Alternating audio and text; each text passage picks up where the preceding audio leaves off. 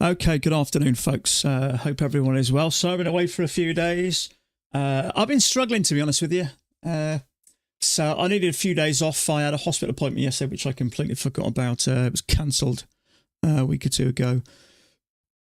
So I've been struggling a bit. I've lost some accounts last, I think they were Thursday or Friday now. It's just, I don't know, it's just been tough. I had a really good few months, and I suppose it kind of had to come to an end, for want of a better word. But let's have a look. I like that. But yeah, I've just had some time to think over the weekend, and hopefully get myself in a better frame of mind. I'm down to 13 accounts now, so I lost about 6 of them. I don't know. I just seem to have lost my touch a little bit. And I've just been struggling with some losses. But I did have a message. I'll talk a little bit more about it in a bit anyway. But I did have a message from a guy called Keith, who sort of really looked into my trading, actually. And just told me a few home truths, which I think I needed to hear.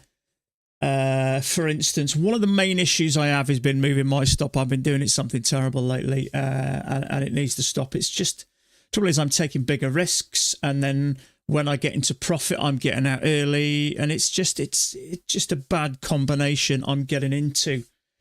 So, my trades are okay. Maybe I've dropped a little bit of discipline, but I think my chart reading's okay. My trade's okay, but I think I've just been struggling a little bit, and moving my stop is a bad habit that I have to stop. So this guy Keith sent me a message, and he to be fair, he put about 3 or 4 A4 pages down analysing all my trading. So sometimes, you need a kind of a complete stranger to give you, to tell you what you need to hear. So hopefully I'm starting this week as a little bit of a fresh, to make some better decisions and to let my trades sort of run for the full 3 points or whatever I decide to put them at, and not to move my stop at all, period, not even buy a tick. It just doesn't work. I've moved on to micros at the moment. I did take that trade. The only trouble is I can only trade one micro because I've got my Guardian Angel trader to trade one contract, and it's saying one micro.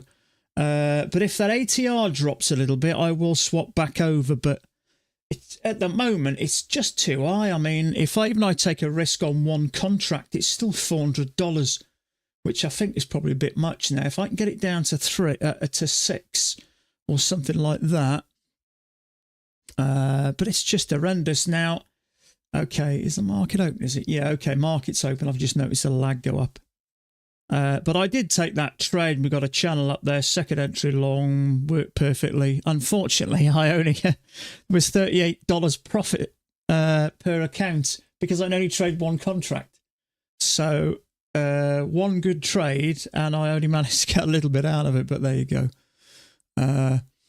But yeah, I think sometimes you need to look at your trading. What I tend to forget, or what traders tend to forget, when you start to make some money, I think it's very easy to take your foot off the gas, and you can't really. I suppose, really, in a way, you're like a professional sportsman. You've got to be at your best all the time, and if you don't, you lose. And I suppose it's just part of the next run of the ladder for me that I need to, take a step up. That lag's flashing around. So that ATR's coming down. If it comes down a little bit more, then I'll go back to minis. Otherwise, there we go. Are you still okay for drawdown on remaining accounts? Yeah, I think so. Let me think. I think I've got around about $1,400 or $1,500. I think I've got an average of $1,400 on my drawdown. I just seem to slip.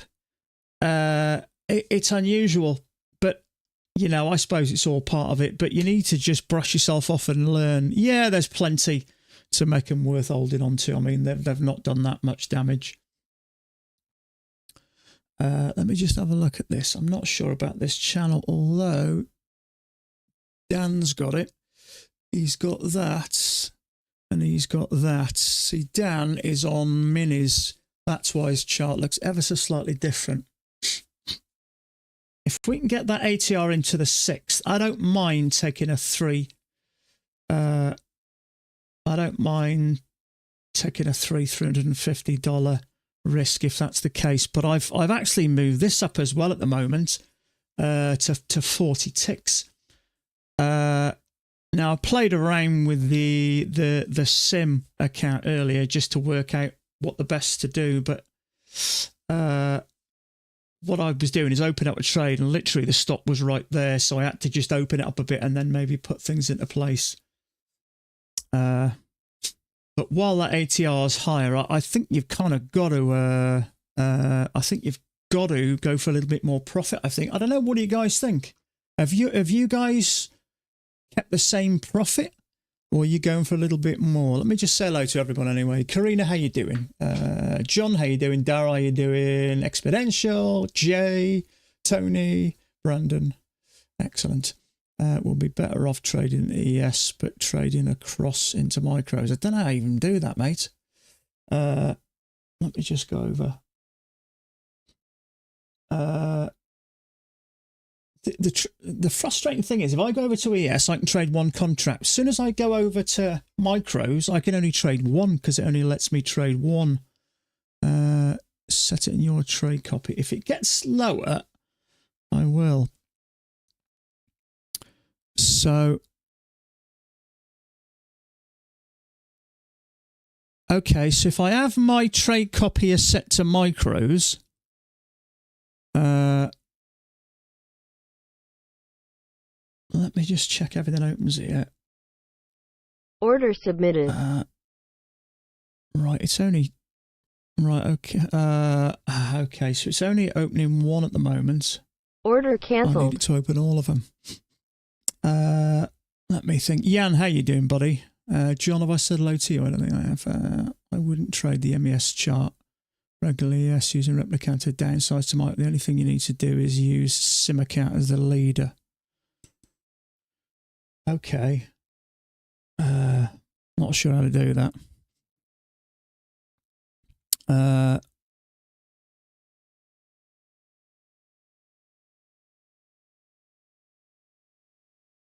Let me have a look. Oh, crossover to MES, do I? So, trade the regular ES using Replicanto to downsize to micros. So, if I go on to ES, all right. Let me have a look.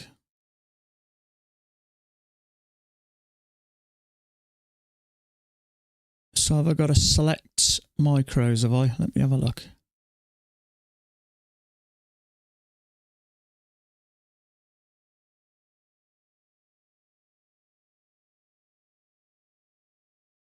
Oh, a sec. Let me just open a buy order here. Order submitted. I've only got one account there. I'm not sure Order how to do it, to be cancelled. fair.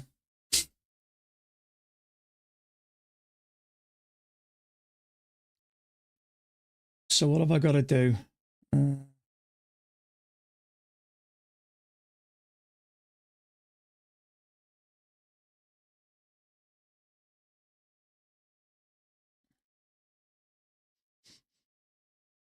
So what have I got to do, Tone? If that gets down to maybe 5 or 6, I wouldn't mind. But yes, chart overlay if you're looking for choose simple account, lead account. Sim account, you say? Simple account. You mean sim, yeah? So sim account as my leader, yeah? Do I change that to ES, yeah? So change that to ES, don't I? And then just select.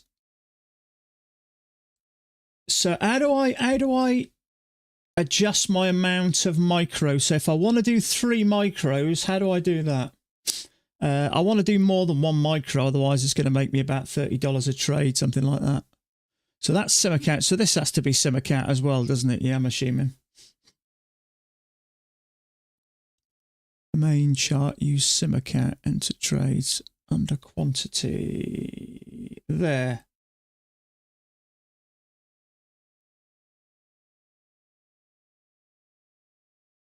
Quantity. How do I set it though? Ratio. Okay, ratio. How do I do quantity then? So I've got that as sim, that as ES. These crossed over into micros. Follow what John says. Okay, in method choose ratio. What do I do now, John?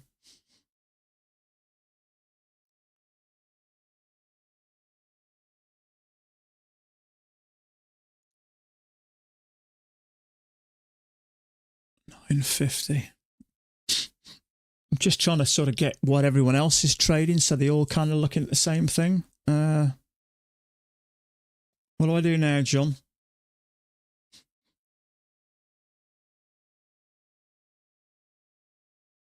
So under ratio. Okay, so I can do 3, yeah? So 3 contracts. How many do I do?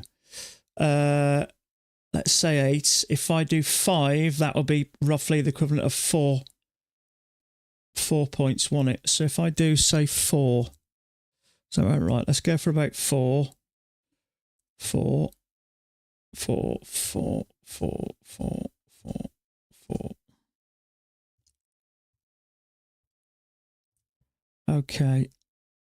Right, let's just open one up. So this has to be sim as well, doesn't it? Yeah? Does this have to be sim?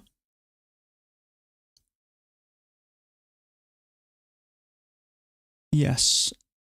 Okay, so let's have a look at sim. Yeah, okay, so if I open a trade there... Order submitted.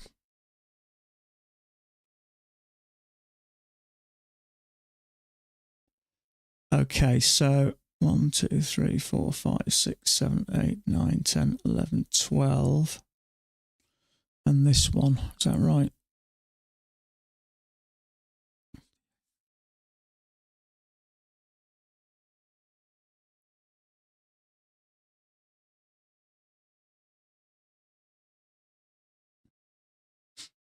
So, looks like we're in business, yeah? And these will swap over to micros. Can look at what the prices on the other chart now. What do you mean on the other chart? Let me just close that down. Order cancelled. What was placed on the other chart? Ah, okay, so if I...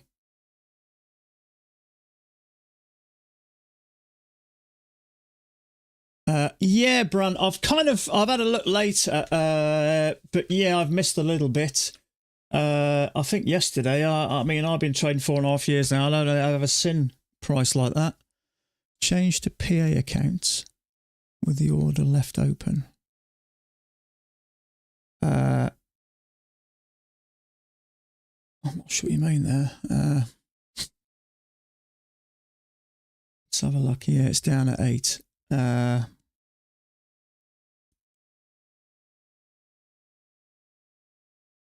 Change to PA account. Change to PA account here. Place the order on a sim account. So if I say sell here. Order submitted. Right, I'm not sure what I'm doing here a minute. Order cancelled. Switch to PA accounts. So if I open up an order there, Order and then submitted. switch to one of my PA accounts. No, I'm not sure what I'm doing. Let me just have a look. Let me just close that a sec. Order cancelled. I'm going to get myself in a pickle if I don't do it right, see. That was it, was it? So if I drop an order in here and Order just trade submitted. this sim, it'll open up these in MES, won't it? Yeah? Does that sound about right?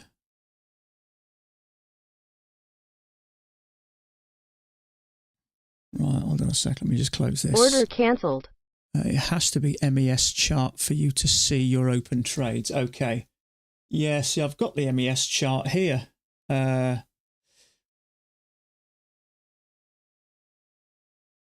look at that. 2 legs up, bearish bar. That's interesting.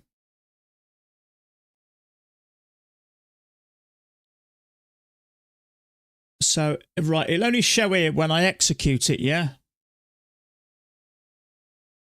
I think that's right, isn't it? I'm assuming I can close it down.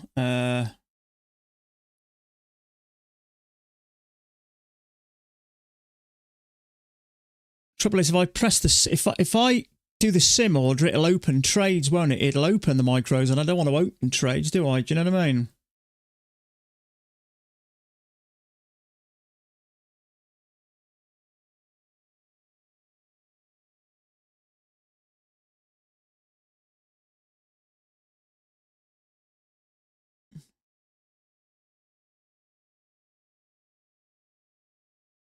Right, I'm a bit confused here. We need to view the MES chart and the PA counts together. Okay, so if I just trade this as a sim account, it'll automatically put the other ones over, won't it? Yeah. 2 attempts to push higher.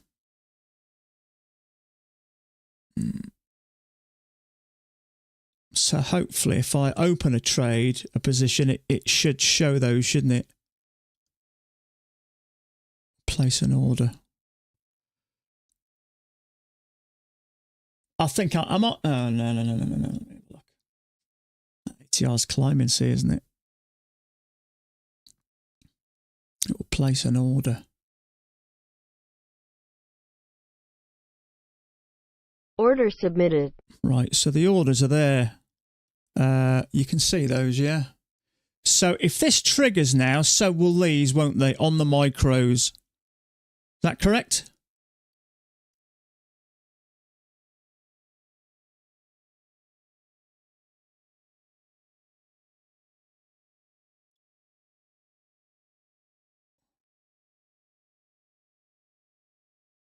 Should have opened an order. It has, they're here, isn't it? But obviously it's...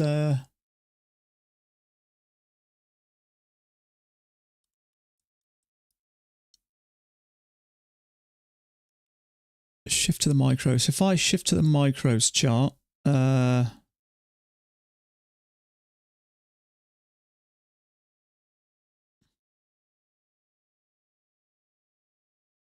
I don't know what's going on here. Let's just go back. Let's just close that position. It's a bit confusing, to be honest with you.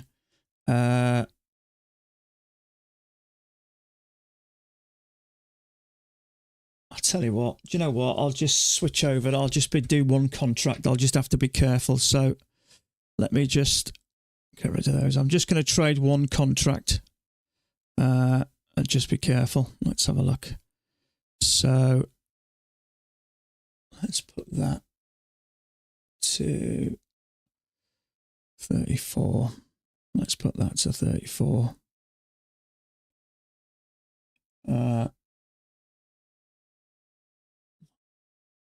It's just going to confuse the hell out of me otherwise. Just do exact quantity. So 34. So let's just check. Order submitted. 1, 2, 3, 4, 5, 6, 7, 8, 9, 10, 11, 12, 13. So 34 is there, isn't it? Yeah. Okay. I'm just going to leave it like this. It's just going to get confusing.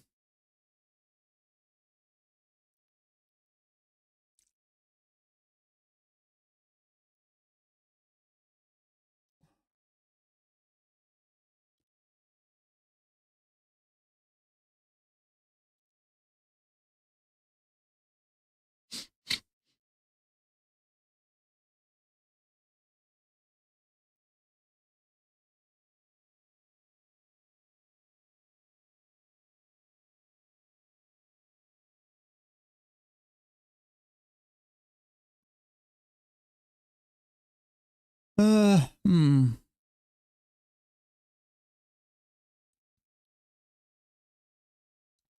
Right, let's just have a look at this chart, try and figure out what the hell's going on.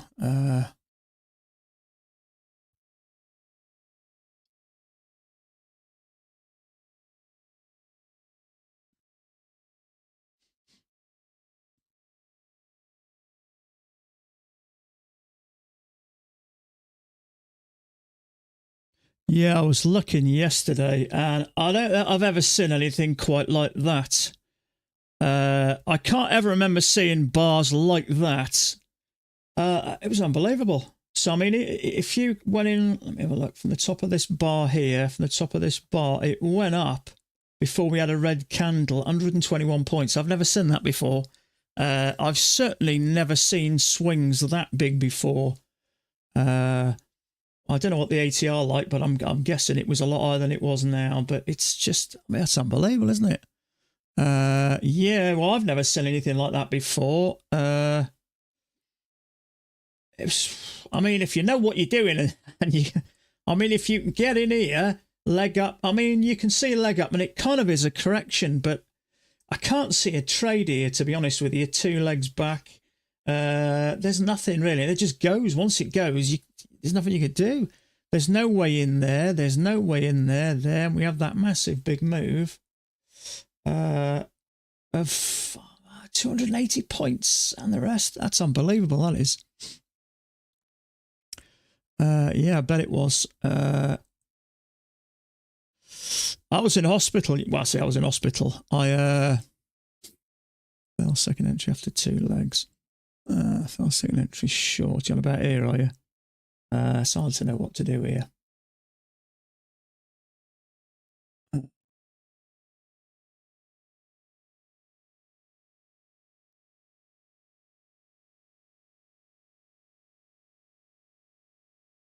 I'm just going to have to be super careful. My risk's going to be about $400, maybe a little bit more, so I'm going to have to be super careful. Got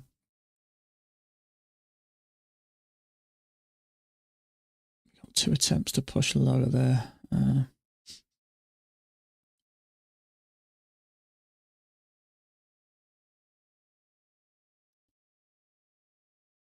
There's just nothing you can do here, really, is there? There is technically a second entry long here, but may come back here and test this.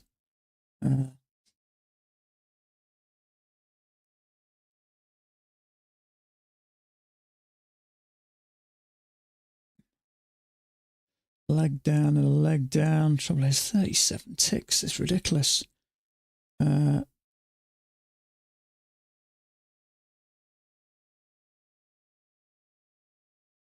I don't know whether to maybe just trade a few accounts at a time here, I think.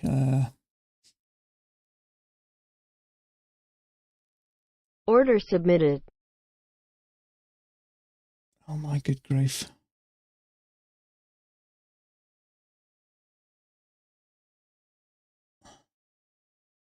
There's a lower high there. Trouble is, it's a massive risk. I've got to get out of this.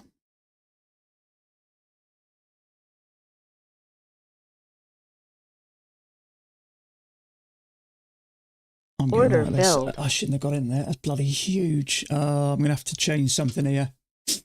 I didn't realise that was going to be so much. Yeah,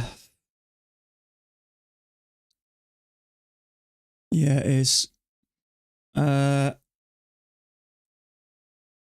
I was just going to take the stop there. I mean, it did work, but it's pretty unnerving, isn't it? Taking stuff like this. I mean, it is a failure. You are trapping longs. It couldn't get up here, so I think it's coming down. But it's just scaring me. This. Let me just disconnect. It's showing some orders there.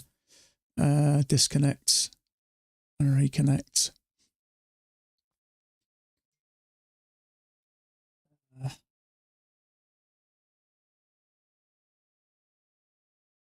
Right, do you know what? I'll tell you what, it's confusing this. So what I'm going to do is switch over to micros, and I'm just going to trade 1 micro. I'm up the equivalent of a trade anyway. It's just too scary. If I get something wrong, what happened in those 2 PAs? Not sure what you mean.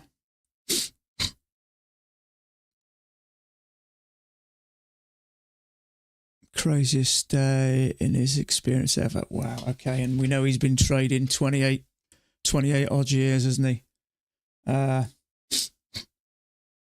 Okay. So I'm up a bit anyway. So that's okay. 1, 2, 3, 4, 5, 6, 7, 8, 9, 10, 11, 12, 13. So I'm up. There's 13 wins of 700 odd. So at least I'm up something. What I'm going to do, I've switched over to micros. I'm just going to trade one micro at a time until I can reset it. The trouble is, if I've got it set to, I've got it set to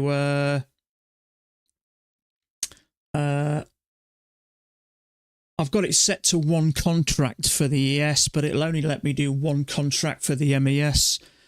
So let's just toggle this off. It's just too risky. I'm up a bit, to be fair. I can consider myself a bit lucky there. I mean, it did work. The failure did work. All I was interested in it doing was stopping out. Let's have a look. Oh, those ones there. Yeah, they're blown accounts. They are. Let me have a look.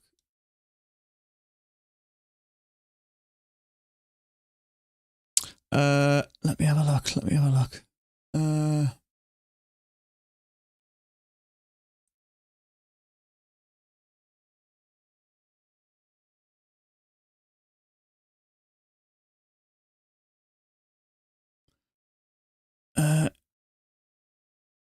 Let me. Okay, so MES on that 34 here. MES on 34.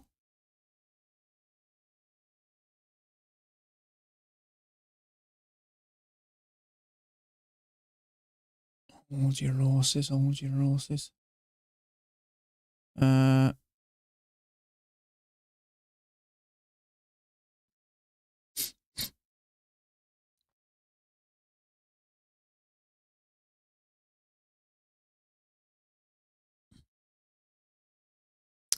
Wait 1 sec. Okay, let me just check if everything's opening. Order submitted.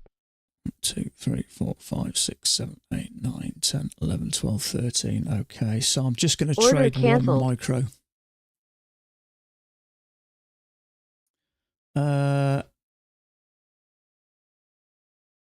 Let's just put that back. Yeah, so if you think my chart looks a bit different, it's just the MES chart. It's just getting a bit scary doing it.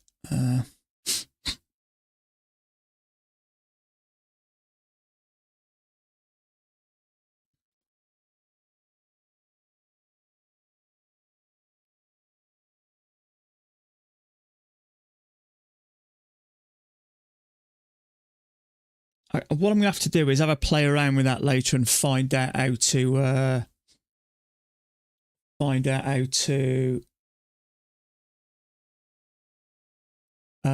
swap over properly. If I get something wrong, see, I might not be able to shut it down in time. So leg and a leg. So I'm just going to trade one micro for today.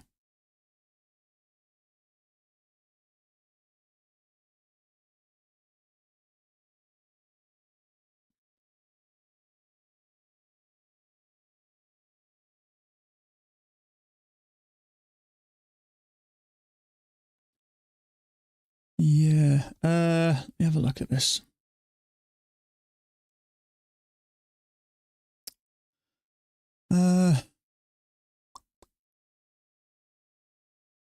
Test it between two sims. Yeah. Well, hopefully, I mean, the ATR is coming down a bit now. Hopefully it comes down. If it gets below 5 or 6, that's not so bad. But as soon as I was in that trade straight away, I saw $400 risk, and it's just too much. Fortunately, it worked.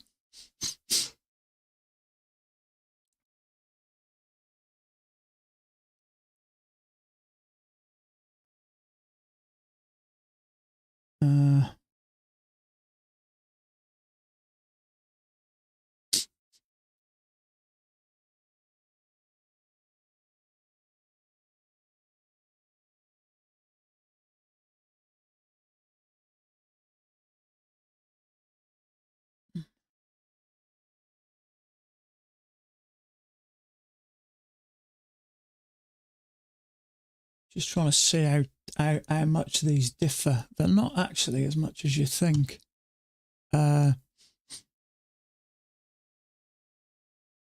See, I mean, what you can do, I suppose, is mitigate the risk. The trouble is you'd be dropping down. I mean, what's the ATR at the moment? 8.7. If you went down to the 1,000 tick chart, it wouldn't half it, but it would get somewhere better. Oh, that's volume.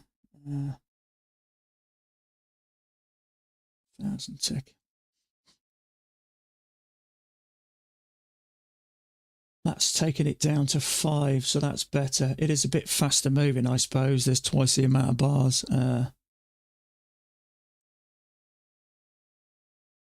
Yeah.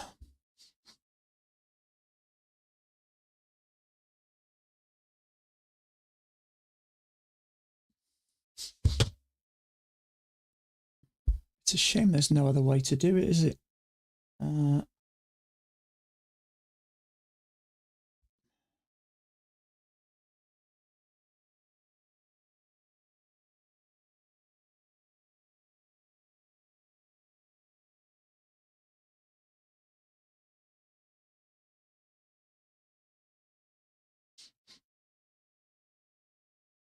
Okay, so I'm not sure about that.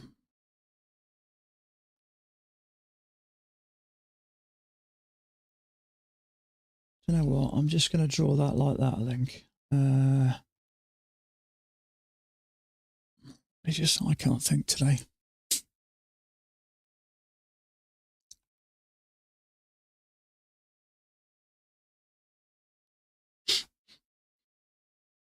Okay, so Dan's got the bigger chart and he's got something going up here as well. Let's have a look.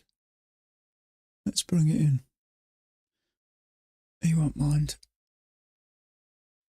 So Dan has got this up to there, and he's also got this with a break.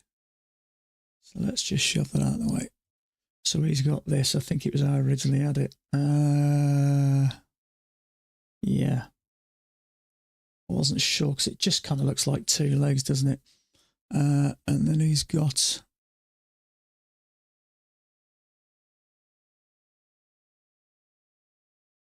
He's got this. Do you know what? Last night, I had my Ninja Trader out and it kept crashing. It kept freezing. So I watched a video on, I can't remember what it was now, go into tools, go into and reset. Trouble is, it's got rid of that that easy order thing, Jan, because in my strategies, it's showing nothing. So I'm going to have to whether it deletes it, I don't know. I'm going to have to re-download it, I think. I think I went into, well, I go into tools, database management, and then reset, I think it was. And that seems to have unfroze it. There was a few things that wasn't working, and it seems to be now. So,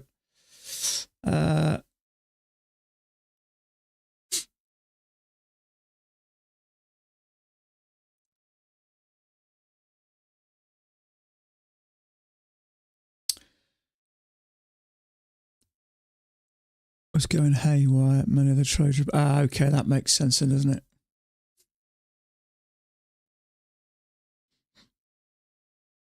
Do you know, it's funny. Someone put a message. I said I was struggling last week, and it's led me down a rocky path. I need to get back to where I was. Somebody put a comment actually, and it kind of makes sense. Let's have a look. There is kind of two legs down, but it's just not super clear, is it?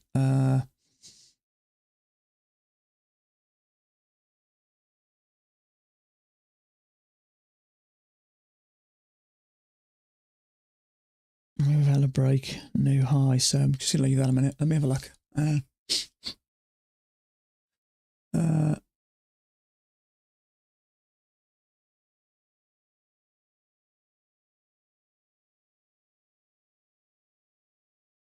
Okay, let me just pick up some of these comments. I got to say, some people just say things that... Let me have a look. The boom and bust cycle, my sympathies, I get it. Good trading leads to overconfidence. Overconfidence leads to losing. Losing leads to doubt. Doubt leads to despair. Despair leads to good trading. So it's kind of that cycle, isn't it? I mean, really, the first 3 months, that's kind of the most money I've earned. I mean, I had 11,500, I think, in March. And that's the most money I've ever earned in trading. And I remember when Wilson had his big month, I think he had 20,000 or whatever off his accounts. I think that was back when you could take 2,000 when you hit 2,600. And I think them changing is probably the best thing they've done because it stops you blowing accounts. Hey Sam, how you doing, buddy? Thanks, mate. So, and then he lost all his accounts and he got them back and lost them. So I think sometimes you think when you're earning money, you've cracked it. That's it now. You're a consistently profitable trader, but it's not always the case. And you know, I think trading is forever. It's like every day's a school day. And it's very easy, I suppose, to get over. I don't get cocky at trading. You know, I'll always listen to someone's idea. Armanas, how you doing, buddy? You know, if someone's got a suggestion, I'll always look into it. You know, I'm not cocky. I'm not, you know, I'm the only one that knows. You know, if someone suggests the channel, I'll have a go. If I like it, I'll keep it. If I don't, I'll leave it. So I'm not a cocky trader, but I think I've obviously got a bit overconfident because I've found I've lost a few trades. And it's weird when you go, that ATR's coming down nice now, so I might swap back a bit. Once it gets under 6, I'll swap back. I don't mind risking 250, 300 on the trade maximum. But to be fair, I'm up a nice bit today, so I probably won't take another one anyway. But it's very easy to, and I don't even think you're necessarily aware of it. But this guy messaged me, and to be fair, he really did his homework. Keith, his name is. He said he sits in the back sometimes in the stream. So if you are here, Keith, I really like that what you wrote to me. I mean, he did a proper report on my trade, and I've got to say he absolutely nailed it. He really did. And he just opened up so many things that were kind of obvious. But that moving my stop, that is a bad habit I've got to get into. You know, I should know better than that. I mean, I shouldn't be moving my stop. But he said you're trading out of fear. And I think what it is I've been doing it a lot lately, especially when I've had a few losers. Now I've had a taste of earning some money. I'm kind of like, hold on a minute, I'm earning money now. I don't want a loss. You know what I mean? And that's kind of what's happened. I'm probably getting a little bit too confident there, thinking, you know, I'm not accepting a loss. And I think he identified one particular trade that I took that I think was probably 4 points. I moved it down to 7 and then down to something like 12. And he said, luckily it went in your favour, and then you got out for basically nothing. So, you know, you're taking a massive risks for nothing. So what I'm trying to do this week is trying to get back to trading, you know, the way I should. Spike in channel. Where's your spike coming from, buddy? Let's have a look. So I'm trying to get back to the way I should be trading. Let me have a look. Are you on about there, Brant, or not? Is that what you're talking about? I'm assuming. I can't see anything else really. Spiking a channel. Let me just get rid of that. I wasn't a fan of that anyway. From the little swing low that you're on now. So here or here, either really, I suppose it works, doesn't it? Let's bring that down a bit. Yeah. Yeah, maybe. I mean, the whole thing, I suppose, is irrelevant to a degree anyway. I mean, if we're trading it as a channel, you know, you'd want to wait down here, but we're clearly obviously moving up at the moment. But yeah, I mean, this guy Keith just he summed me up so easily. I got to say, you know, talking about that I've got a really bad relationship with loss is exactly right. Sometimes it takes a complete stranger to rip you apart and kind of, you know, then put you back together a little bit. And sometimes you've just got to you've got to listen. I think he just really nailed it. He really did.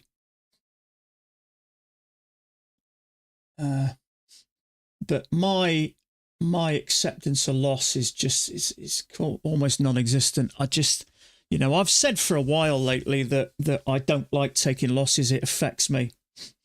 But I think it's a case of I've got to take a trade, chin up, chest out onto the, yeah. I think I've got to start accepting it because I don't know. Why do we refuse to lose? Is it ignorance? I don't know. I've always been kind of competitive. And I've always liked to win. And I always kind of thought that was maybe a plus that would help me in life. But I think in some things it might do, but I think in trading it's not. So I don't like to lose. When I do, I'm kind of sportsmanlike about it and all this. But I think what I'm going to have to do with gritted teeth is just leave my stop where I put it. I'm not even going to bother moving it a tick now. It's a waste of time. The amount of ticks I've lost, I can't remember the last time a tick saved me. It's got to have been 6 months ago, maybe even more. So I'm just throwing away good money. So what I'm going to do is take a trade and just leave my stop where it is. It's stupid, really. It's a stupid habit that I shouldn't be doing at my level, really. I think most important thing, tell newbie traders, is getting into the game. Is that losses are a part of the game. Do you know what, mate? I've read that 1,000 times, and for some reason I'm stupid. I'm too stupid enough to listen to it myself. A part of the game and accept them. That's why I think the way Mac approaches teaching very, yeah, it's kind of the first, one of the first things we all kind of really learn, isn't it? Never to move your stops, and I still been doing it. I started moving it a tick. I've done that for quite a while, and in all fairness, I think me moving it a tick is an excuse to still try and not accept a loss, even though it's by a tick. But lately, I'm moving it even more. I think I moved it a few points the other day when I look back, and I'm thinking, what are you doing? The trouble is, if it goes against you and you lose twice the amount of money, it's only going to do more damage, psychological damage. So I'm stupid, really, for doing it.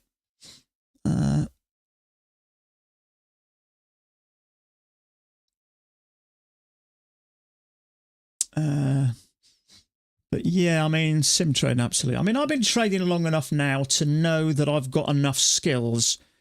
I mean, losing trades, I suppose, for me, most of the time is that I've noticed, I was looking back at some of my trades, and although we have two legs back, it's still very congested. And instead of waiting for it to be kind of a bit clearer, you know, because I've won some money and I'm kind of getting used to it. I've had it 3 months in a row and I'm thinking, okay, I've got it wrong this time. Let's just give it a bit more of a stop. And it's just screwing me up. It's set me up for failure. All I need to do is just continue to do what I've been doing, but not move my stop. And I'll probably be a lot better off financially as well. It's weird. I read a book a while ago, and it said inexperienced traders have a habit of giving more risk, but as soon as they start to get a little bit in the green, they're trying to get out. Whereas experienced traders get out of a trade early that's going nowhere and try and milk every trade for as much as they can. Now, this is scalping. It's hard to swing trade these because so many times you may get in here and it'll go up a little bit, come down and take you out. But, you know, if you're, I don't know, trading levels, say, on the 15-minute and you are picking big moves, I think those are the ones you kind of milk. But, you know, if you want to hold on for dear life with these, so many times they'll come back after 8 or 10 points and take you out. So, you know, I think 2 points, 3 points, 1 to 2. Probably 1 to 2 is probably as most as you dare take on here, unless it's a runner. recommend that you write down your strategy and follow it. See, I know my strategy in my head so much. But I think sometimes when we have two legs, I did it the other day, we did have two legs of correction, but they were almost side by side. And it was more of a channel, but not to take base hits with trailing drawdown. Yeah. I think I just need to go back to trading pure pats, you know, going for me 3 points, putting me stop where it goes and just leaving it. And the only time I'll adjust something is maybe with the profit. If it starts to go sideways like that, then, you know, maybe get out for break even. But we've got two legs back there, a little channel with a break and a new low and a strong buying bar there. So is that okay to take? It's a little bit congested now. We've got a leg down, two attempts to push higher. We could come down a bit lower, but it's a little bit rangy at the moment. So this is not something I'd really want to jump into. It's a bit sideways and a bit choppy. That wouldn't fill me full of confidence to take that trade. Last week, Lance took a trade as an outbreak and the trade almost reached the target. Then the price turned back into the range and the trade got stopped out. I was baffled.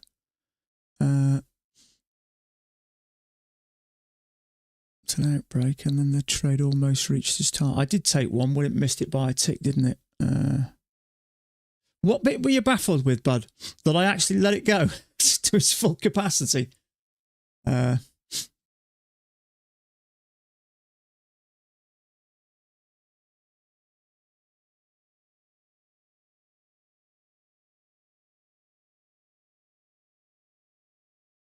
think I just need to just stick to something. See, I mean, I've adjusted things today because the ATR, I've gone up a little bit more because the ATR,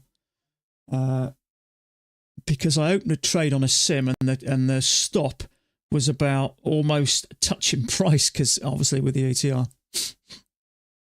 avoided the loss. Yeah, it's weird, isn't it? I've just got into some bad habits. And it is, I don't know why I don't like accepting losses. Well, it was probably an odd thing to say that. I don't know why I don't like losses. No one likes them. But the trouble is, if I want to move on to that next level and get consistent monthly payments, I've got no choice. So I think it's about, you know, sometimes we do, because I know breakouts can always reverse. Yeah. I was definitely taking some questionable trades. There's no argument about that. And I think it stemmed it from a couple of losses I had in a day. It you know, it got in my head a bit. And I think the trouble is I had such a great run in March. I couldn't seem to stop making money. You know, I had a nice payout. Everything was, you know, everything was great with the world. And all of a sudden, two losses in a day, it gets inside your head, doesn't it? So what I think I need to do, if that is, you know, if it is a problem, then maybe just go down to one loss a day and then I maybe switch on to an evaluation or something. Because I was trading two contracts and then one loss. And then I decided to switch to one contract, two losses. So who knows, maybe I'm better off trading two contracts. Obviously not when the ATR is like this. Maybe I'm better off trading two contracts and just having one loss. I don't know. What do you guys think? Do you think I traded better when I traded two contracts and was stopped at one loss? Or do you think I traded better when I went down to one contract and two losses?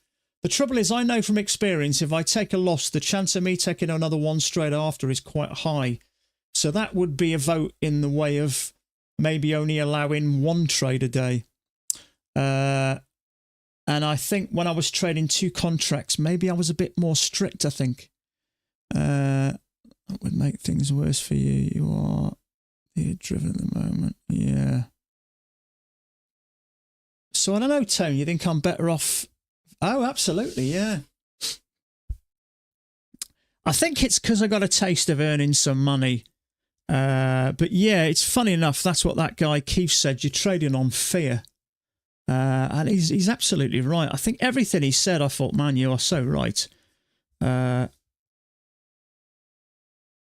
he said it nice and respectfully. You know, he wasn't funny or anything, but he said like it is. You need to cut that shit out now. That's what I needed to hear. One loss and a done, I think. You reckon one contract or two contracts? In all fairness, if I take a win, even on one contract, I rarely one and done. One contract, you think? Most traders do one trade per session, stop and target. Yeah, I mean, it's rare I take a second trade. You know, I would say probably 9 days that I take, 9 out of 10 days that I take, maybe even more than that I take one win. The other 9, I don't take another trade. Stay with the amount you're happy with. I've got to say, it's definitely less stressful trading one contract. I think 2 is just probably going to. I think one trade, one loss, and I'm done. Then maybe I switch over to valuation, because I still think it's important to, you know, have some screen time. I at least like to kind of have at least a couple of hours a day. So yeah, I mean, obviously ATR permitting, the ATR's got to drop. But I mean, the ATR's not always like this. Most of the time it's floating around 1.5 to 3, isn't it? 1.7 to 3, something like that. Primarily gone to one contract, but you go 5 to 10 points. Yeah, I will say good setups blow 5 to 10 points out the water. I mean, if you look at some of, you know, if you pick really good setups, now it's kind of, you're kind of biased automatically anyway, because we can see these trades. But if you look, if I just pick one of let's pick one of Dan's charts. I'm not trading anything at the moment. I'm up today, so I'm quite happy actually. Let's pick one that's wasn't so crazy.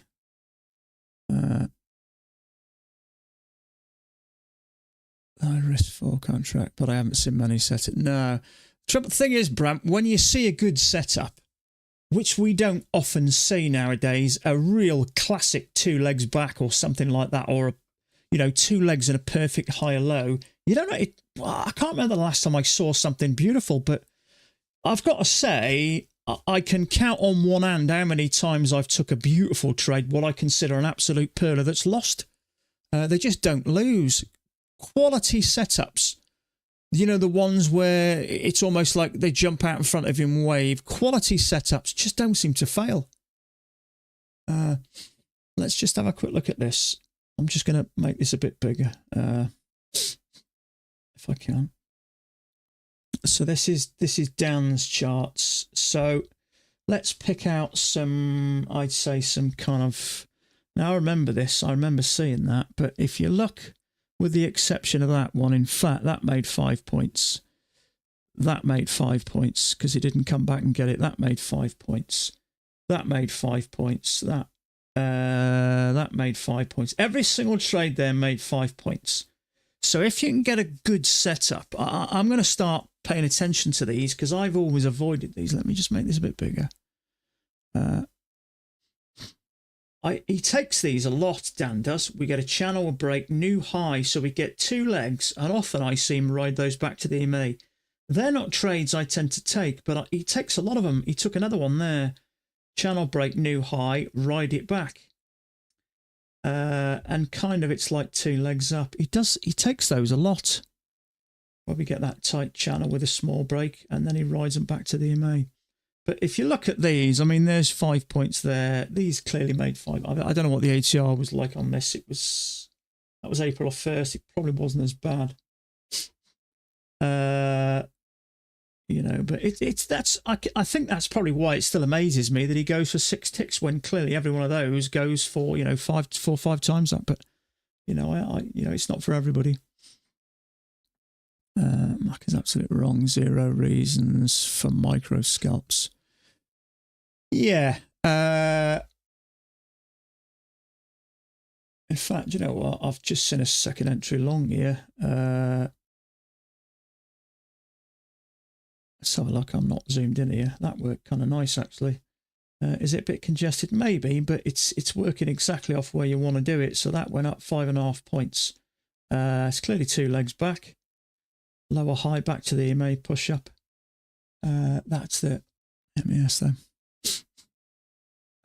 I mean, for me, I think what took me to going for more points. Now, I say that with a bit of tongue in cheek because as this Keith that messaged me, he said, you know, you talk about Mac only going for a point, but not moving his stop. I end up taking less than that and moving my stop. So I'm kind of, not that I criticise Mac, but I'm kind of doing the complete opposite of what I'm suggesting to do anyway. Long time no see, glad to see you. How you doing, Bill?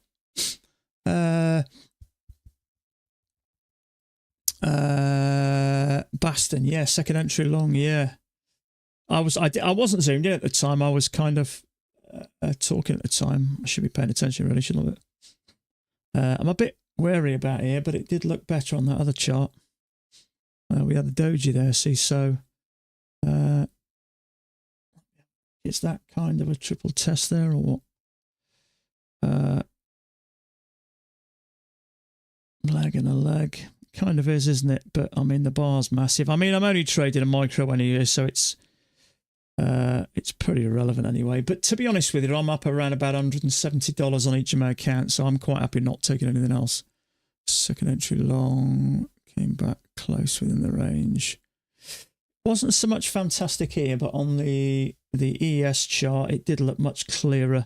There we had a doji first, didn't we? And then we had kind of that bar there, but I mean, there it kind of pushed off from right where you want it to. So it was a good idea to leave that anyway. It triggered, it came straight back. Another question I wanted to ask you guys. So if you take a trade, I think it's a fair assumption within the first 2 to 5 seconds whether you think the trade's going to work. Would you agree that's a fair assumption? Now, if you took that trade within a few seconds, you'd know that wasn't working. Now, is it worth getting out the trade or just closing the trade once that starts to get so... Once it gets so far down, you pretty much 9 times out of 10, it's going to stop you out. And I'm just wondering whether to maybe...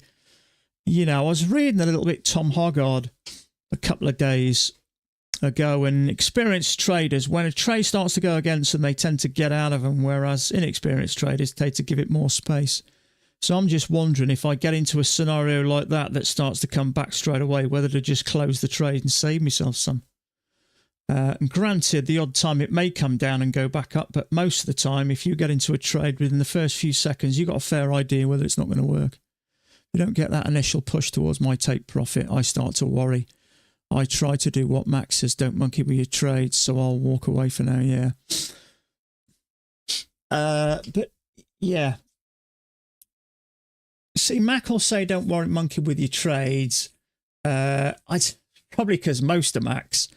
Is there a fail break out there? Probably because most of Macs work anyway, but I don't know. If I took that trade and that initially tipped me and started to come straight down, for me, that's going to take me out 9 times out of 10. So am I better off saving half the amount of risk here or just leaving it? You know what I mean? So a little bit of sideways, fail breakout, not a fantastic bar. But yeah, I find if I get into a trade, I'm pretty much sure what's going to happen very quickly.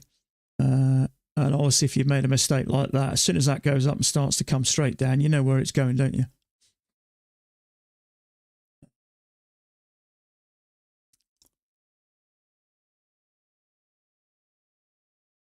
Yeah, so... but I hope this Keith comes forward and says hello, because I think he's done me a big favour. I did message him back. I sent him a nice message thanking him. And I've not heard nothing. I thought he might have... So, but, you know, I'm always happy to take advice. You know, if I think someone's got a... there is a higher low there. Trouble is, we're below the EMA at the moment, so... I'm not sure about this.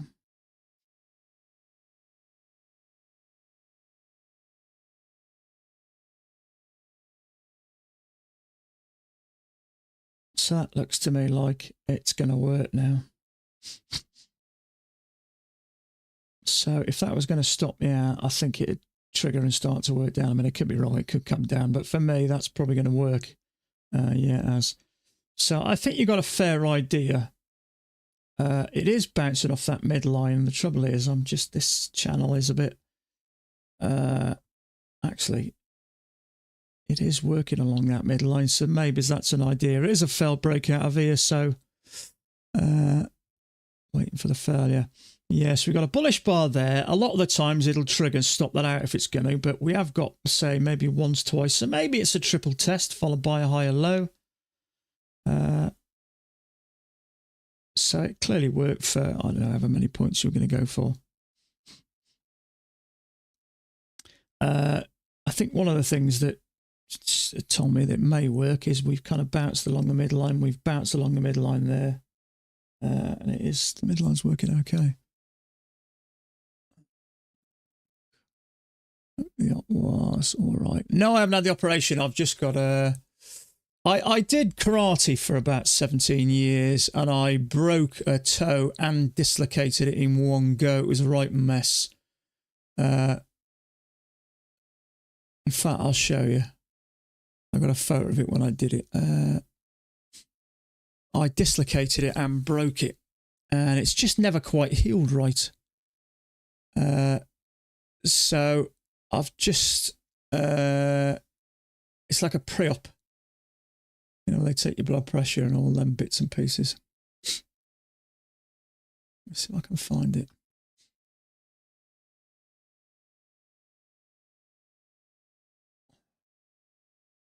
So it did work up to the top.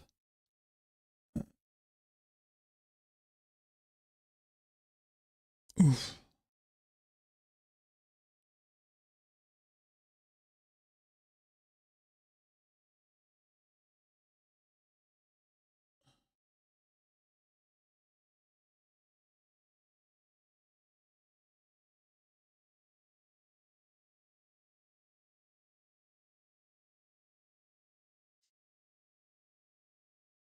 Down here then.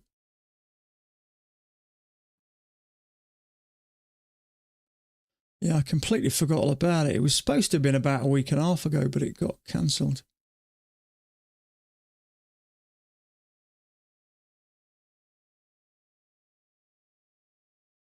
Ah, there it is. Yeah. Prepare yourself. Well, it's not that terrible, but that's basically it. I dislocated it and broke it, so it's just never quite healed right. So, yeah, 9 years ago, yuck. So they're just going to kind of re-break it and straighten it again, I think. Well, so they say. Yeah. I got to say, I've broken a fair few bones in my time, but I've only ever dislocated one, and I got to say, I'll take a break any day of the week. I've broken that many ribs.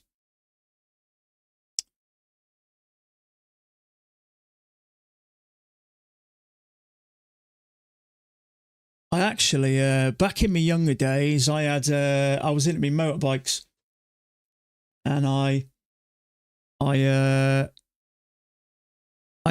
was coming around a flyover. I hadn't long been on the road, and this was back before you had to take a test. You could just jump on a 125. And I was a Honda 125 Super Dream. We're talking back in the sort of late 80s, I think. Late 80s, yeah, maybe 80, 88, 89. I was probably 18, 89, something like that. And I was coming around a flyover, and I locked the front wheel and went down hard. And I think I broke my elbow in a fit. And I remember having them, when they were setting it in a cast, I was holding it like my arm like this, so I could still... you know, ride my motorbike with me cast on. And a friend of mine came to pick me up. I was living in Winchester at the time, down south. And a friend of mine came to pick me up on his motorbike, and I went on the back. And where I was at the time, the hospital was on a big bank. And he picked me up, and we were coming out the back of the hospital, and we hit some gravel. And we slid off, and I put a crack around my freshly fresh cask. So yeah, I went through a few phases, and when you fall off a bike, you kind of learn pretty quickly. But I've had a broken kneecap, I had a broken leg. You're born out of this. I've broken a fair few bones before. I've broken a couple of elbows. I can't tell you how many knuckles. When you do karate and stuff like that, I was constantly having injuries. Well, I gave up in the end. I had cartilage. I had arthroscopies on both knees, torn cartilage taken out on both knees. Your knuckles never kind of heal the same. I had to give up in the end. I was constantly pulling stuff and all sorts of stuff. I was doing it up to about 10, I think it was 10 years ago I packed in. So right into my 40s. And I was just constantly having injuries, broken ribs. My ribs tend to be that soft. They tend to break easy. But and the trouble is, if you've got a job at the time and you're constantly taking time off, they don't like it. So I had to give up in the end.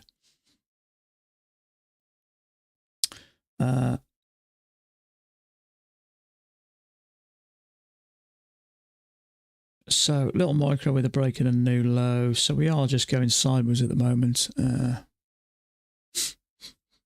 Your older self, yeah, so I believe. The trouble is, I keep having a friend of mine saying, "Why don't you come back, have another go, have another go?" But the trouble is, if you're doing something like that all the time, when you get older, a bit older, it's not so bad. But you just tend to damage a bit easier. I am starting back at the gym, so I am going to start lifting some weights again. I need to get rid of some of this frustration when I'm trading. So I am. I'm going tonight actually for the first time. It's a 24-hour gym about 1.5 miles from my home.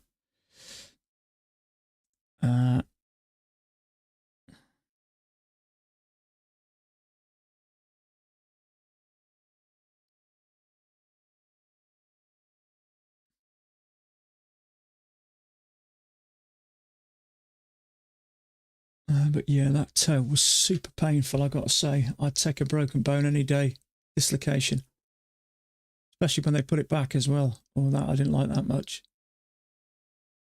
It's surprising how painful dislocations are.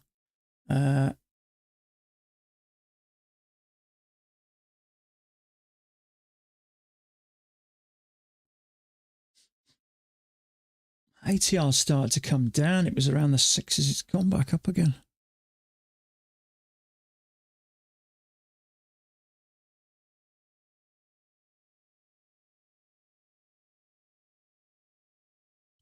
So yeah, I mean, we're going a bit sideways here, but we had that looked like a little failed breakout. It came down, bounced off that middle line, then we got a higher low. It worked. I looked at it. I was tempted. And I'm only on 1 micro, so it's probably only a $50 risk, maybe not even that. But now I'm 1 up.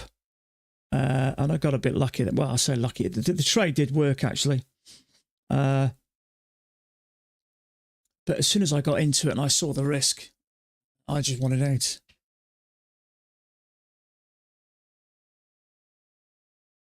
Some people trade with no stops. I know. What it does a lot of that, doesn't the Alpine? The trouble is, in markets like this, I mean, look at that thing. I mean, I wasn't watching this live, but I'm guessing. Where was that big move up? That one there, I'm guessing that went up in literally a matter of seconds, didn't it? How do we do that? Does that work? Does it? Let me. So, 1 minute. So, yeah, 1 minute, 20 seconds, 114 points. That's unbelievable. If you haven't got a stop, I mean, obviously whether he's using stops now, but that can do you so much damage. In fact, it was probably even less time than that, but I mean, I've never seen a move like that. 115 points. In fact, let's get it right up there. So 125 points in 1 minute, 12 seconds. That's unbelievable. I mean, if you were long there, you know, happy days, but I mean, look how wildy that swing. It doesn't look much, but when you sort of work out that each one of these increments, which is usually 2 points, are 20 points. They have mental stops, yeah. I mean, if you trade without a stop, you've really got to know what you're doing, haven't you?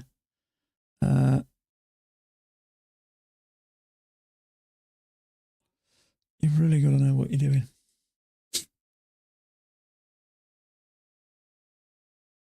Caught the EMA snap back off that move past 1314 evals in less than a minute. Yeah. I might get a couple of evals. There's no discount on it at the moment. Well, it's 50%, but you can reset for $40. So that's not too bad at the moment. So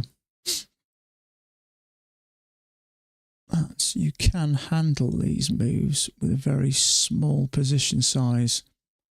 Yeah. Yeah. Trouble is, I mean, even your signal bar, that's the trouble. Because with Pats, obviously, we go, you know, if you took this trade here on this signal bar, I mean, look at that. You're talking easily 9 points there. So you're kind of in it, aren't you? I've been working on those evals all year and breeze them in 45 seconds. Yeah, I mean, I tend to trade mine at 10 contracts and go for 6.5 points on this, or I think it's 65 ticks on the MES NQ. The trouble is, sometimes you get into a trade and it can go in your favour and it can also go against you. So I seem to have a 50-50 hit rate with them. I do. I tend to lose one and win one at best, I think.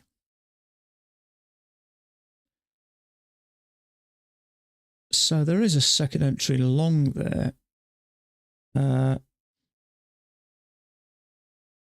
It's come down and took out the liquidity there. So there's liquidity up there. So I'm guessing that's probably going to push up.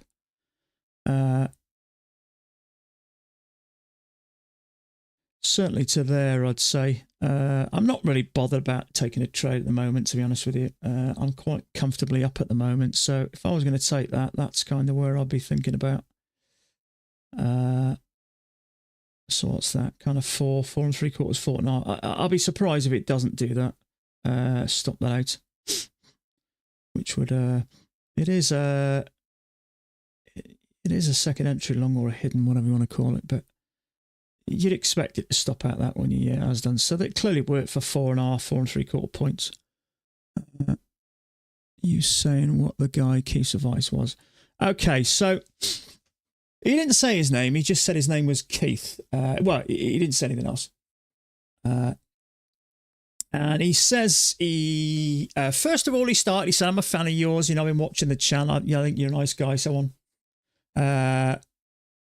And he just, I was hoping he'd get back to me because I'd have liked to have posted it because I think what he says may help some others, but I don't want to just post it because he sent me it in confidence, I'm assuming. So I'd rather just, you know, I did message him back and thank him, but I've not heard nothing. So I thought if I post it, it might help others. But I got to say, he kind of did a full report. He really did, and he went to town on it, and he just, it was mainly based around my stop moving. And he looked into each trade and said, you'd be better off financially if you'd have just left things where they were. But he just wrote it beautifully. He did. He's done me a big favour, really. I did spend an hour last night listening to Tom Hoggard's book, which he recommended. And I've mentioned that a dozen times anyway. I've started it a few times, but I tend to listen to it at night with my earbuds on and tend to fall asleep. But the last 2 nights I sat up. I went to bed early purposely and listened to an hour last night and an hour the night before.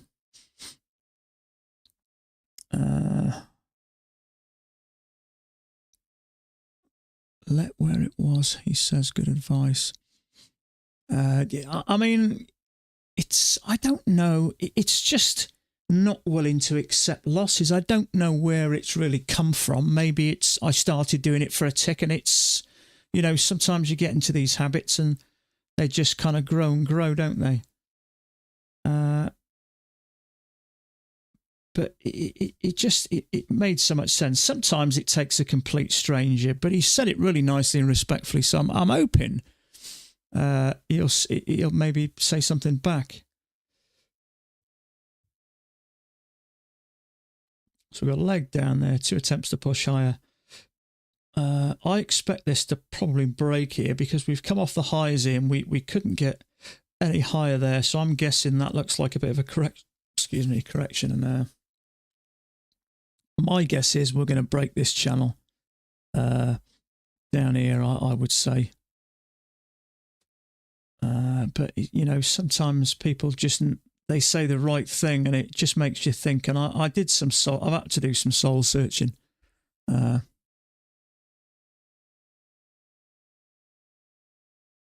What is the value of a point for a micro contract? It's 1/10 for the size. So $50 for a point in the mini, $5 per point in the micro. So it's 10 times smaller, really. So I've got to say, trading that does give you a lot more flexibility. I mean, potentially, you could have. I mean, you could have a runner here if you wanted to trade 5 contracts and have one as your runner. You know, you can do that. Yeah, it's 1/5 of the size, £1.25 a tick, or $1.25 as opposed to $12 and $12.50. But per point, it's $5 per point on the micros and $50 per point. That's per contract on the minis. So it is flexible. They are a lot more flexible. You know, if you want to trade, you know, trading one contract on the mini, I haven't really got the option to trade a runner. But you know, if I come down to micros, you pay a tiny little bit more for commissions, but I think, you know, it's not worth trading because of that reason. Max says never move the stop. Good mentor will say the same, yeah. But I don't know. I was kind of not even aware I was doing it. It just started to become part of what I did. It's crazy. I blame you guys. You should have stopped me. You should have stopped me, Karina. You should have shouted at me. No, it's my fault. I've just got into a stupid habit. So a leg and a leg. So I expected it to come down here. It looks like a correction, that. So a leg down, a correction. Nothing really interesting to trade. A lower high, maybe. Who justified CC? Yeah, I know. That's the trouble. You know, sometimes you think it's a good idea. Now, yeah, it might have saved me the odd loss, but when I do get a loss, it's 2-3 times the size, and it's just not worth it. But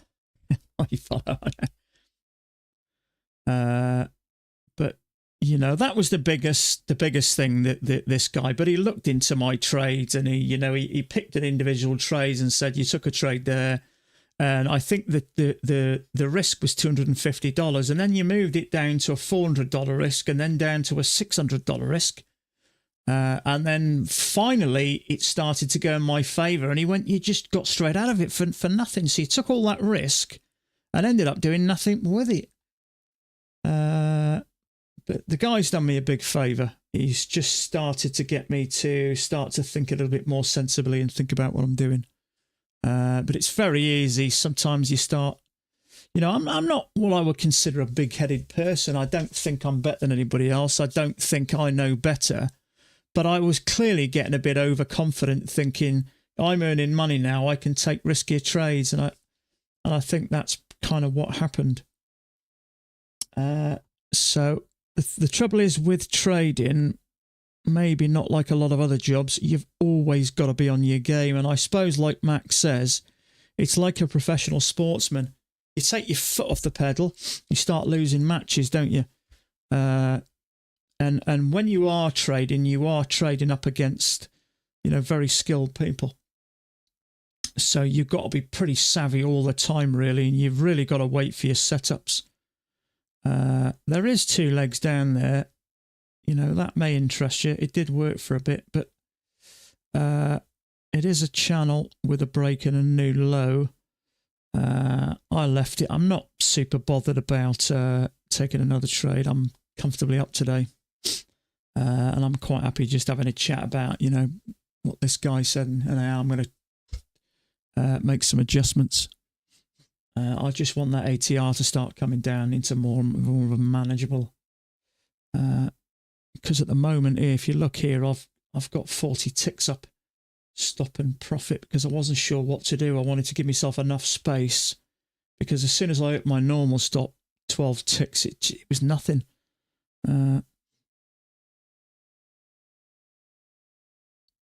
to see. Let's give a fail second entry short. Yeah, it's hard to know what's going on. But what I will say is if you like that as a channel, but the trouble is you went straight up to the EMA and then dropped straight back down. So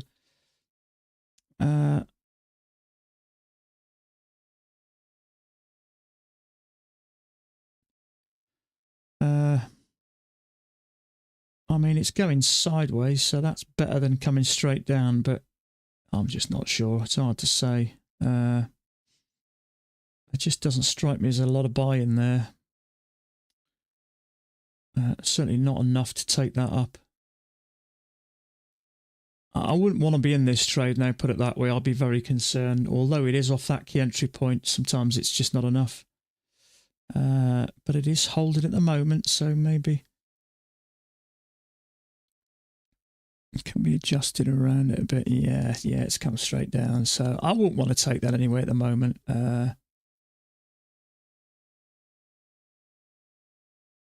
Yeah. I'm not even sure about the channel anymore. Let's have a look, see what anybody else has got. I've missed out a bit here. Let's have a look. Oh, it's got that short there. Yeah. See, that's another reason really not to have that channel, because you probably wouldn't have taken that. But let's have a look. See if we can find some other charts on here I can have a look at.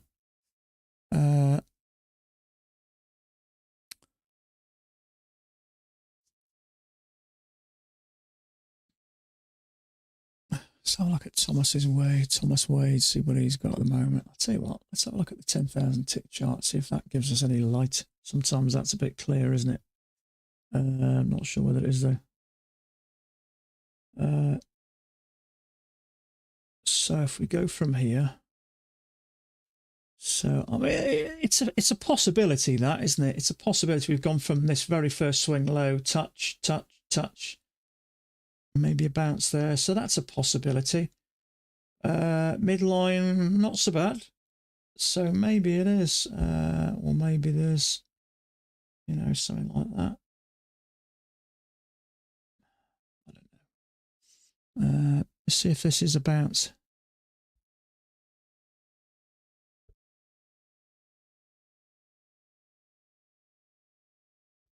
Excuse me.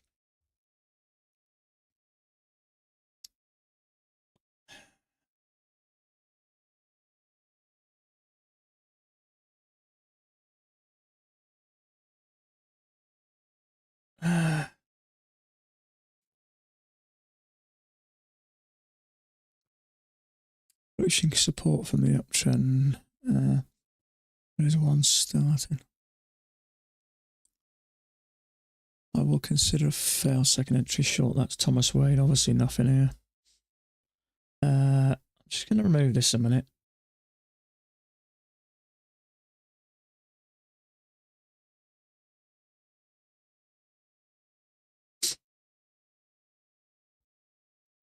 Sometimes if you get rid of and start again, it makes things a bit clearer.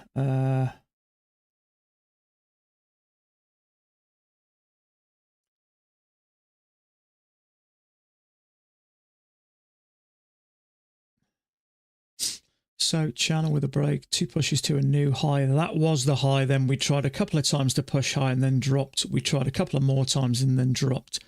So I'd say for me, this looks like it's coming down.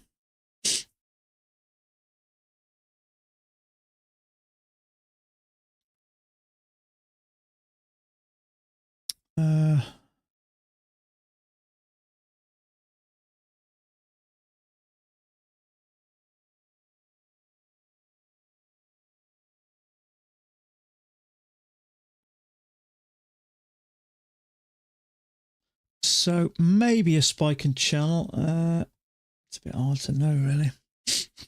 Kind of working from here to there, from here to there, from here.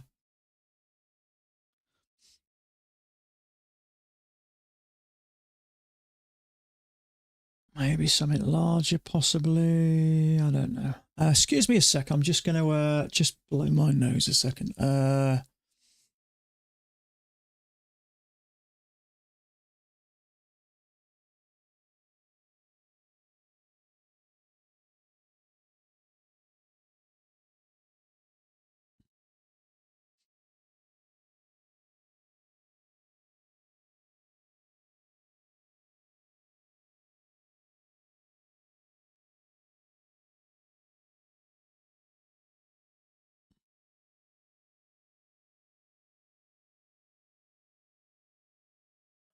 Excuse me just 1 second.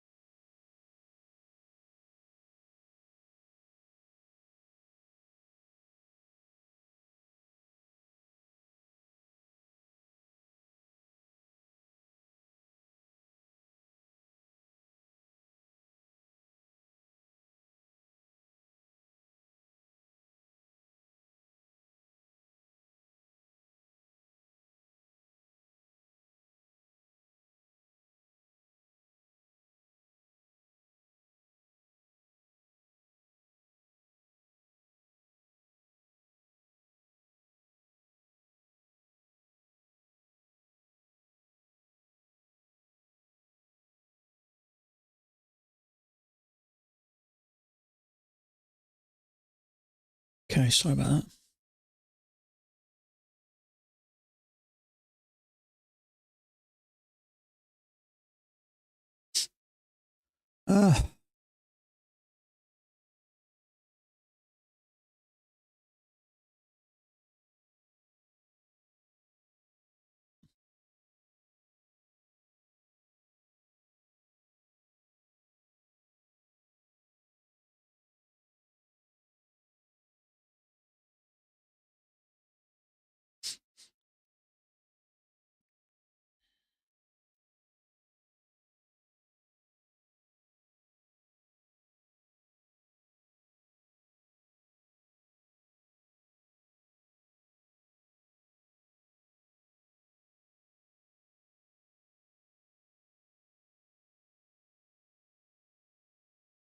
So this is coming down. So maybe there's a channel with a break. No, it's hard to say really. This to me just looks like it's struggling to get much higher.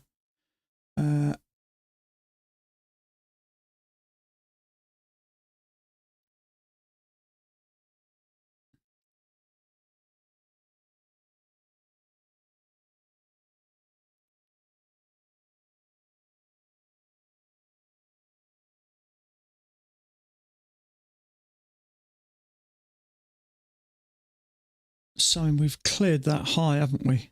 And we've tried a bunch of times and now it's dropping. So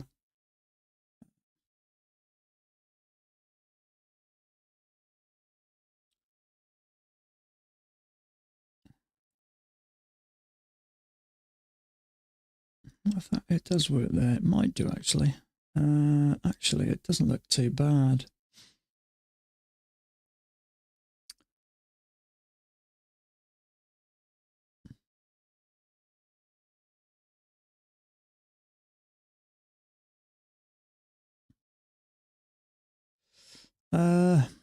Hmm.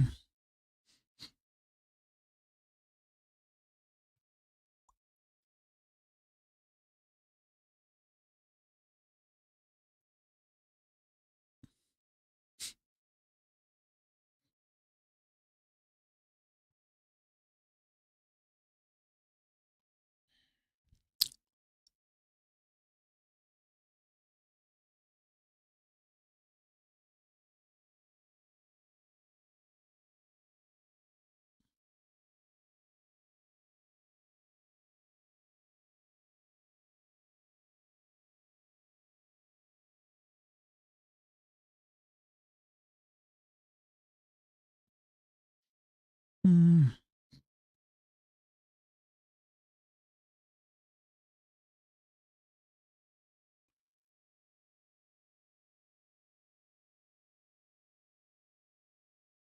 Keep us in line, Karina. That's your responsibility. That's your new job, Karina. But Karina's been here a long time, actually. Do you know what? Shall I give her some rank? Let's have a look.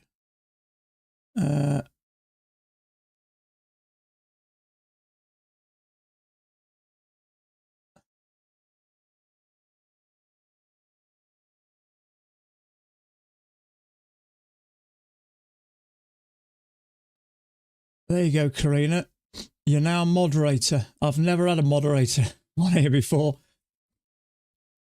Never get enough people, but you've got to keep us on the straight and narrow now, so you're now moderator. Karina, you've been here a long time now, so you feel free to get rid of anyone you don't like. You can't get rid of me, can you? I don't think so. Yeah, there you go. You're a moderator now. You've got your own spanner. Feel free to clobber anyone with it. You've been here for a long time, actually, so you deserve one now. But you have got responsibility to keep us all in line, so make sure I don't move my stopper, or otherwise I'm holding you responsible. Anybody else? You're welcome. I can't trend too much. In fact, it's funny you should say that. I just saw you saying second entry long, and I'm thinking this it's coming down. We've all got habits, Kurt. Your habit probably does as much damage to as my stop moving.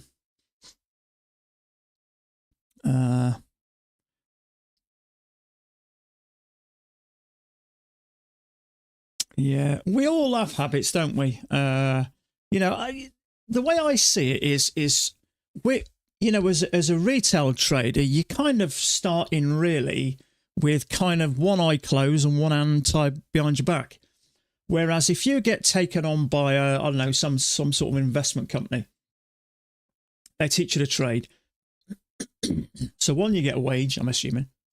Two, you get the best traders, you get the best support, you get the best psychological traders, you get the best guidance on how the markets work, you get the best up-to-date equipment, the fastest equipment. You've got everything going for you, really. Now, I'm not saying it's necessarily easier. Obviously, you start earning money, you've got to prove yourself at some point, otherwise they can get rid of you.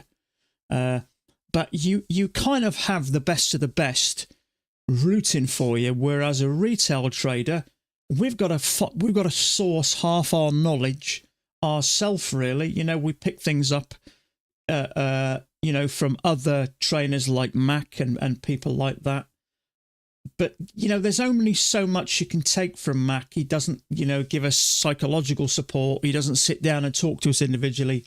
He doesn't sit next to you and guide you. So we're kind of on a loose footing, really. So I think to be successful as a retail trader is probably a lot harder. Well, I'd say for sure it's a lot harder because we've got to compete with the big boys, but without the same, tools, knowledge and support. Obviously these big companies are up to date with how everything works, the whole nuts and bolts of how everything works. That ATR's coming down a bit now, so.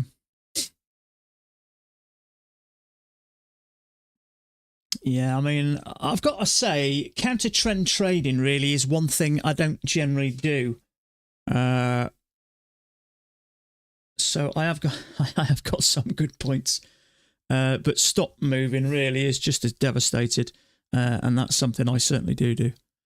And I need to, as that Keith says, cut that shit out now. It's a really stupid habit. So may get a second entry, we'll see. You're short since 52.60, so you're up here, are you? So you're short there. So I'm guessing you probably took that, didn't you? I mean, the thing about being in short in a tight channel like that is most of the time when it does break, it's still going to come down and make a new low. The only trouble is you never know how high it's going to go. My experience is the bigger the channel, the bigger the break. But now we've got a break. Maybe there's the tendency is to want to get out, but I'd still expect a new low. I'm not saying not to get out. Don't listen to me. But if these channels play out like they normally do, you'd expect a new low. So at least then you've got a bit of a target where you could decide to take profit. So I'm guessing you probably got in there, didn't you? Something like that. You're long on the green. Yeah. Different exchange. Ah, gotcha. Yeah. So that is a second entry short, really. It should work. My own experience is the bigger the channel, the bigger the break. So I wouldn't go short there personally. I'd wait for the lower highs, the safer bet, because with such a small break like that, it rarely just goes out and straight down. So for me, that's super vulnerable. And there you go. I mean, it's definitely a second entry short, no arguing there, but such a tiny break like that after such a big channel. You know what I mean? It's definitely a second entry short, no argument. It's a perfect second entry short, the setup is, but the context is such a big move down. I'd expect more than just that and then come down. Price swing low, yeah.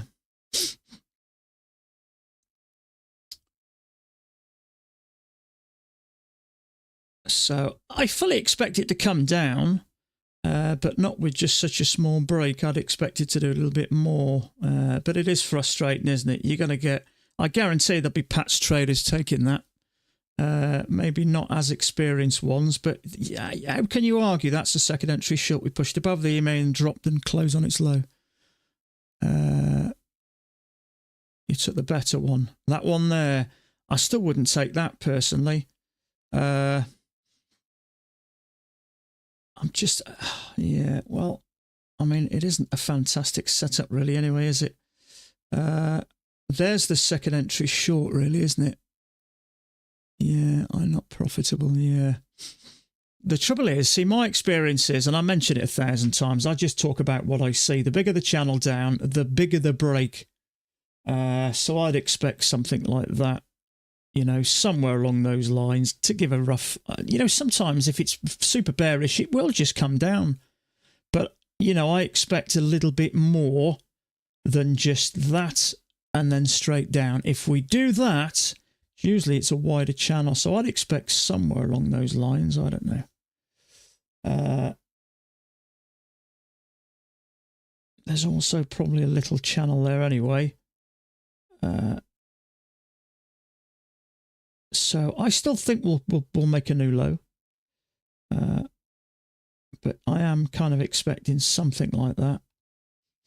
Actually, yeah, let's use my new tool. So something like that, somewhere along those lines. I do like that tool again.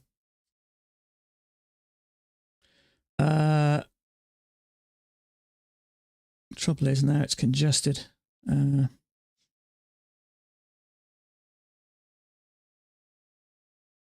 Yeah, see on the 2000 tick chart, it's even less clear. Nothing to take there anyway. You're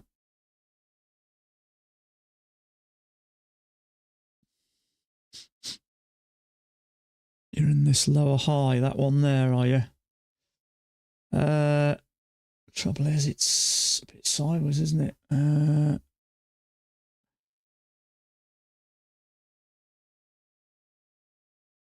Leg up, sideways, leg up. Sometimes we do that.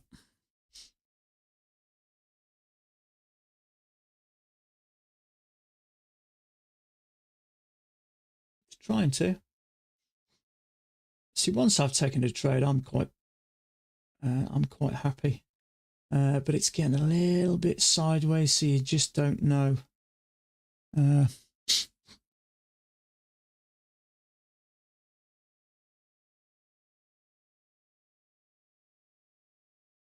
I mean, luckily with this higher ATR, depending on what points you go, you may already be out there. If you're still going for lower points, you certainly will be now anyway. So that went down 3.5 points anyway. So I'm guessing you're probably out by then. If you're not now, there's your failure.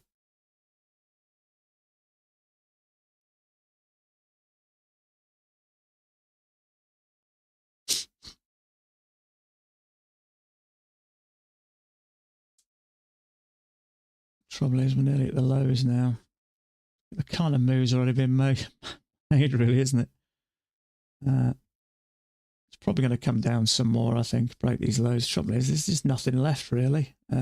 Certainly not to warrant that risk. I tend to go for 3 points, which in most cases is 1-to-1. We're at the lows already, so there's just nothing left. I mean, there's a 1.75 points. Well, you got a bit more there, but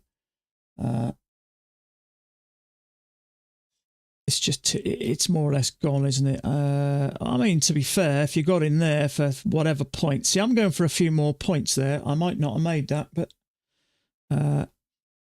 But that was, it's just a shame it came down so much actually, but the fail was about, I mean, I prefer that a little bit more bullish to trap traders. And then if that was more bullish and we triggered, maybe you could probably trade that on the engulfing, couldn't you? The failure. Stopped out and immediately dropped, yeah. Trouble is, it's easy in hindsight, but in real times when you're in, we know how volatile the market is anyway, and you never quite know.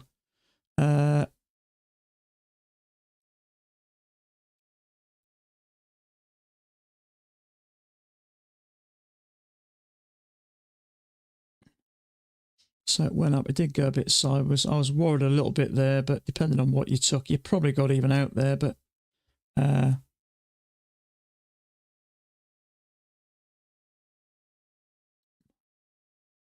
yeah, so the 2000 tick just it's non-existent there, is it? There's just nothing there.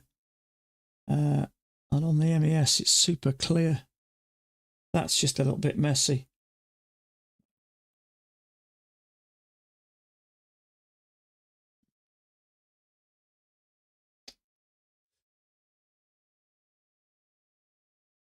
I didn't move my stop loss quick enough. Got a huge stop out. Yeah. That's why I've adjusted mine at the moment to 40 ticks to give yourself room. It's only ever happened to me a couple of times but sometimes the second your trade triggers, it whips up and wallops your stop before you've even had a chance to move it. So I think sometimes, I mean, you're still got to be a bit careful, but I think sometimes when it is a little bit more volatile, just give your stop a bit more space and then bring it in. But you know, if that ended up going up a lot higher, it probably did you a favour by taking your stop out early. But yeah, trouble is, I mean, each one of these bars in a lot of cases is 10 points. So if it does flick up, I usually have mine set on 3 points, which is nothing in a market like this. It can easily flip back up and just hit your stop before you've had a chance to move it. Targeting the new low move down. Yeah, the good thing is you don't need to get much distance when it's like this. I mean, the channel fit kind of nice, so I was certainly expecting it to test the lows, which it did. Depends what it's doing now. I wonder if we're getting some kind of another channel, or is it just 2 pushes down to a new low and then back up?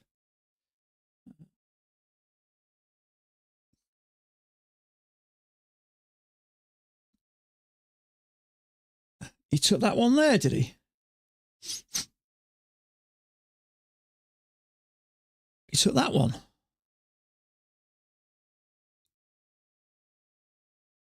I'm surprised he took that. Mind you, he goes for 6 ticks, doesn't he? Yeah, did he really? So what did it go for? So if you get into it a tick, it went down for 1 point. Wow, skin of the teeth. I know he goes for 6 ticks. He was a bit lucky there. It was like a 4 1/4, 4.5 point. Obviously depends on where you got in it, but it crossed over, triggered, came down. Yeah, just got in there. It never failed on the ES. Trouble is, on my ES, there's no setup. And there's nothing. There's no second entry short there at all. I'm guessing it was probably slightly different. Let me have a look.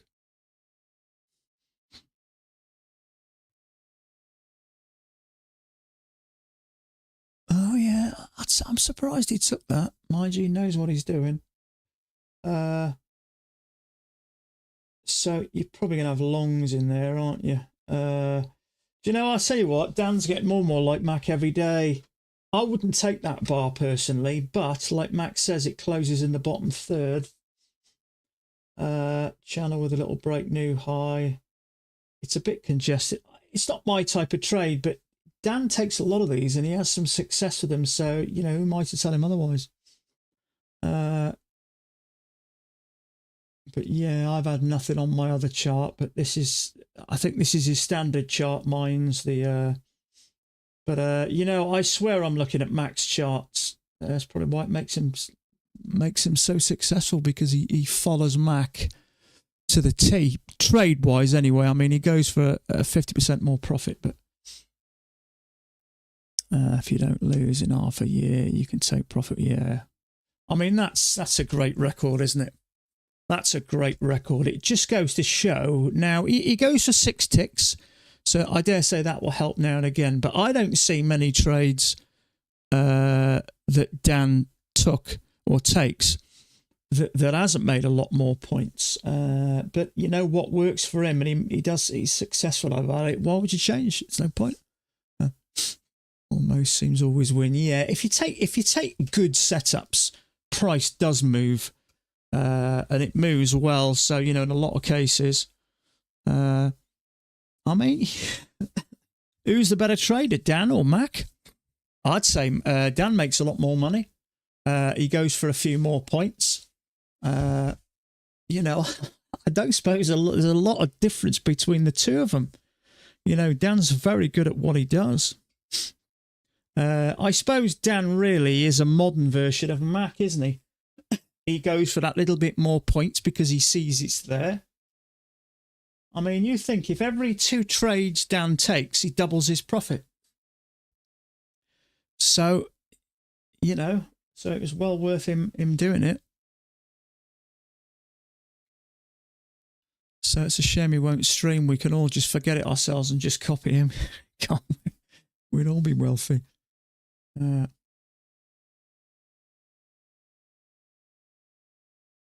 Mind you, I suppose, really, you never know.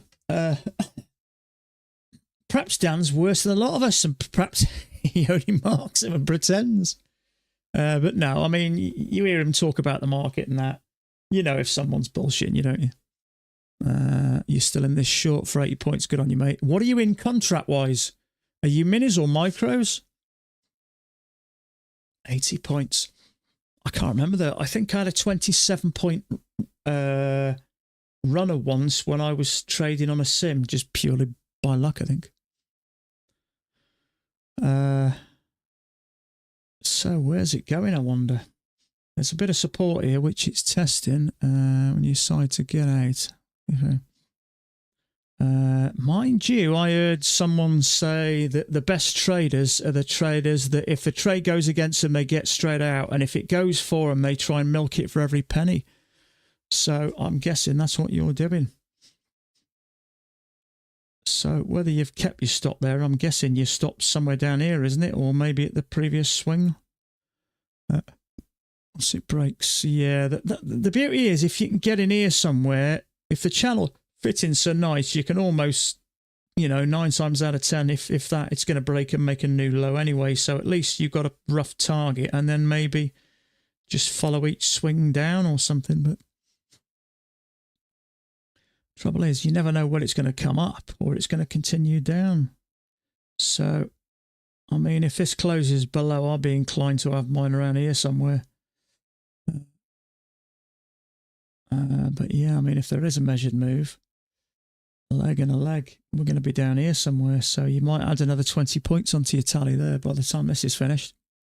So I'd be inclined now to have my stop there. I don't use runners, to be fair, but that's probably where I'd have mine. It's the last swing high. Somewhere about there. Trouble is, depending on how many contracts you go into, if it does come back, you could potentially lose 15 points there. So do you do this and then that? It's hard to know, isn't it?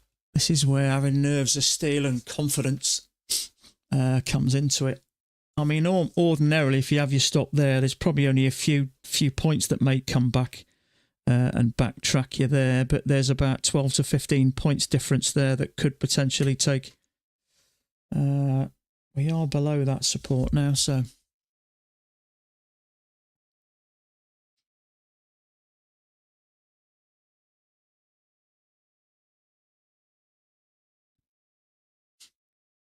Hopefully in the next couple of days, I mean, the volatility seems to be settling a little at ATR 6 now. I'm guessing yesterday, I had to guess what it would be, 10, 15, probably more in some cases.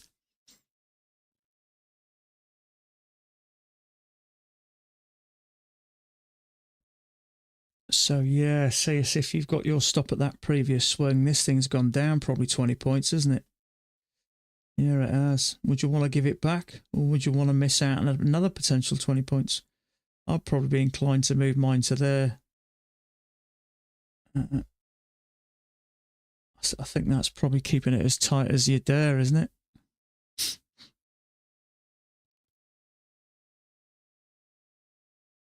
Probably going to find some support there. I don't know.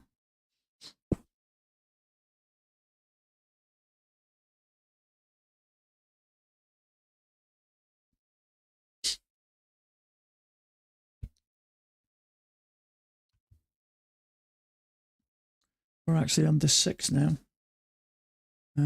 Bars are getting considerably smaller. Possibly a wider channel. Yeah, maybe.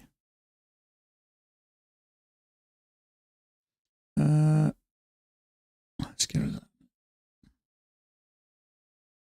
that. Yeah, why not? You know, we've had a break. We've 2 legs down. We've come back. Another leg down. We've come back. Another leg down. So, yeah.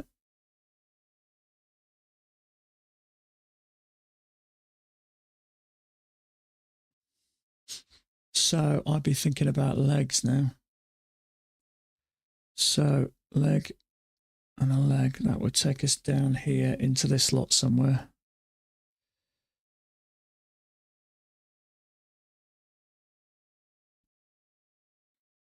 So yeah, if you've still got your stop there, I mean, you're giving away a lot of points there, potentially.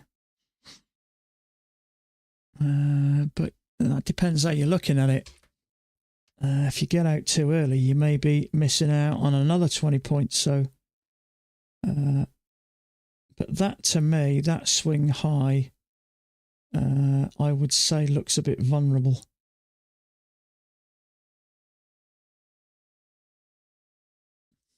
But if this is a channel, we're at the top now, so maybe this thing's going to come down some more. See, if I was having a run, I don't think I'd have let it come back that far.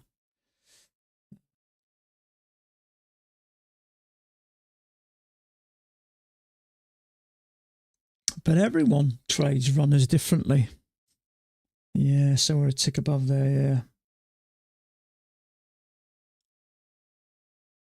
Wait, didn't make it to the yeah. So I mean, we had to have something like that at some point, didn't we? So, sorry, I don't know why I've got 71% off there. We haven't got 71% off. Sorry, let me just bin that. It's 50% at the moment. Or $40 for a reset. So I don't know why I've got that on there.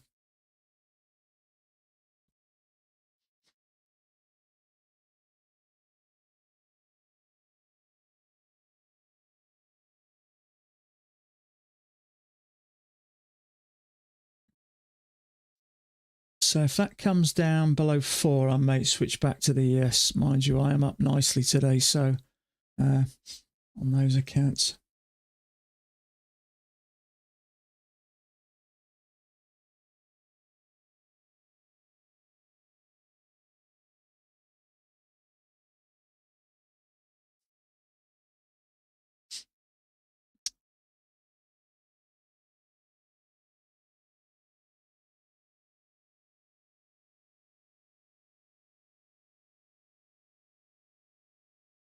So I'm starting to use Jan's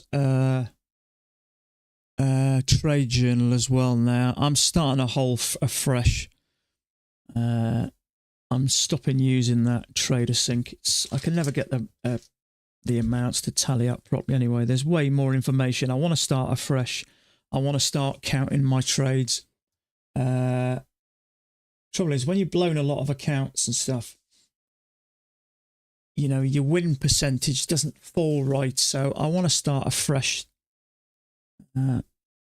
tomorrow. I'm going to fill this one trade in later, and I want to start kind of starting from fresh a little bit. I think probably the only word I can find. Start doing things the right way.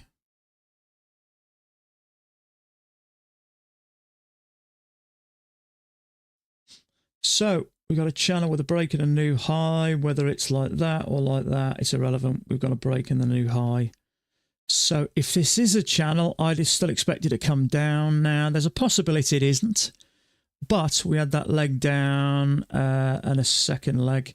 So I still think this is, I think we did, there is some support there. So I suppose it's as good as any to sort of pull back a little bit. If you have got this as one whole channel, I think there's a good chance we come down and break the lows and maybe even make that measured leg. But it's possible that could be it, and we've come down and it's just two legs. But it fits okay for me, so I'm quite happy leaving it there at the moment.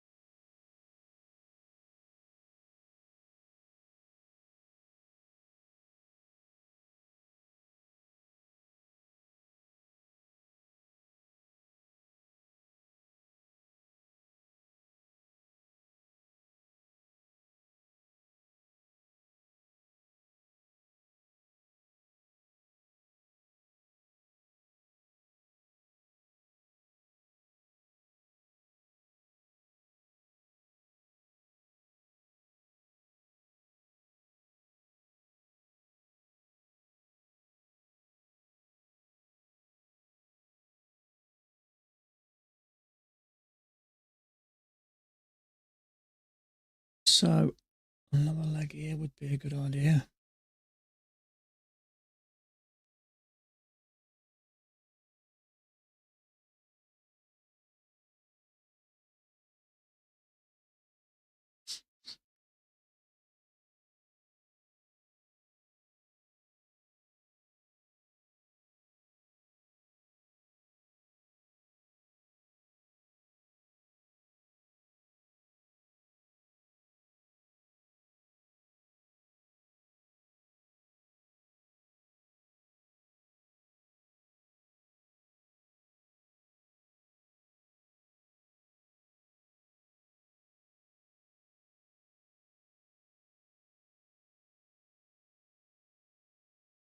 You're having a pastry.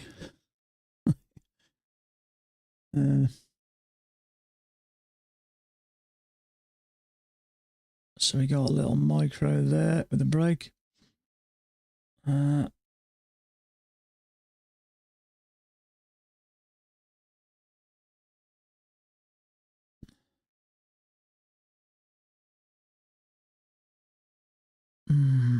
Wasn't interested in a short there.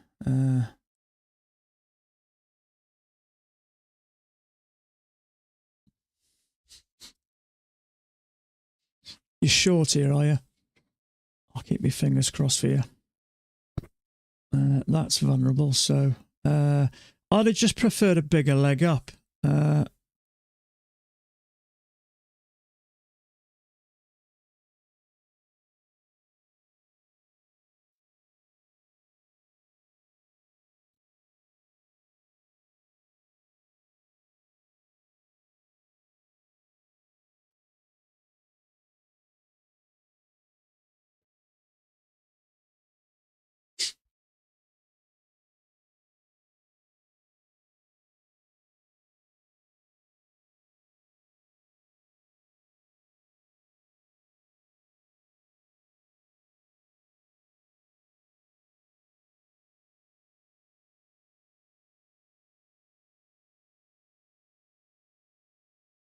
I think it's a higher low. It's not, is it? Yeah, I think it's a higher low there. That may trap some shorts there, some longs rather. So I'd certainly expect it to drop below there. There we go.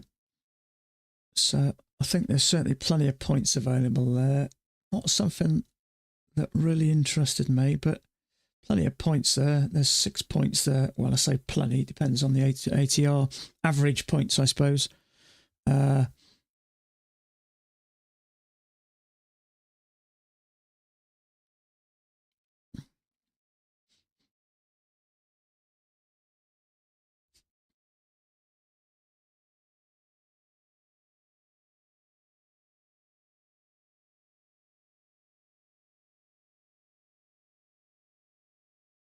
Hopefully that ATR settles so I can get back to trading in the mini.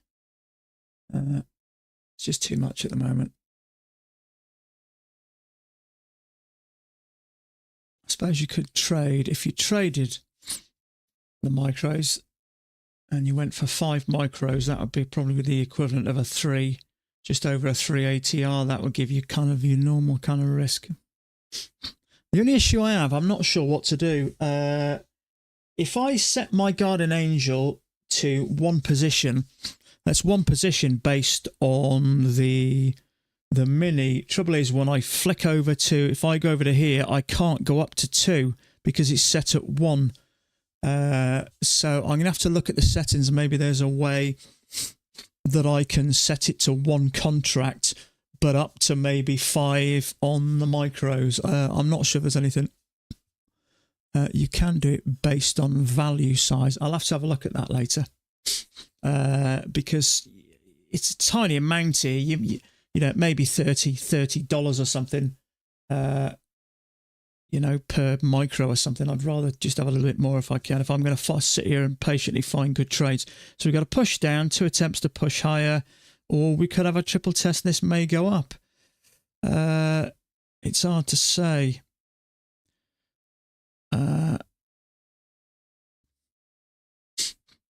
At least you got plenty of points for that short anyway. Oh, that's tempting. There's definitely a tempting trade. It's going against. Right, okay. Yeah, if you like triple test, 1, 2, 3 triple test there, and you've trapped the short there. So I don't tend to do those, although we've had a break and 2 attempts to go lower. I certainly wouldn't be thinking about going short here, really, because we've had 2 attempts. So a lot of the times it'll do that, bounce a few times and then push off in the opposite direction. So if you took that short there, it's not looking good. Yeah, it stopped it out. So is that the second part of that leg? Let's have a look.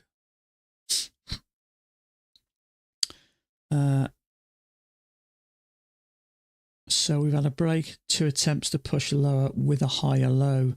So you've got to be careful here because it's still a little bit choppy, and maybe there is something wider. It's hard to say. Not sure at the moment. But it's risky taking that short. It is a second entry short, but it's above there, and I can see the tendency to take it. We push down, 2 attempts to push high, but as we've already had 2 bounces, we've made 2 attempts to push. I would have to leave this and see what happens. Maybe it will still come down and break the lows, but it may just have to do something a bit like that. Second entry short. Let's have a look. Channel break, new high.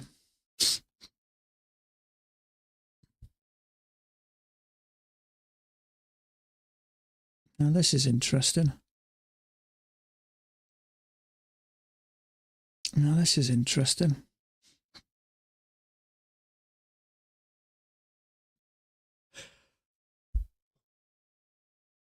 Oh, excuse me.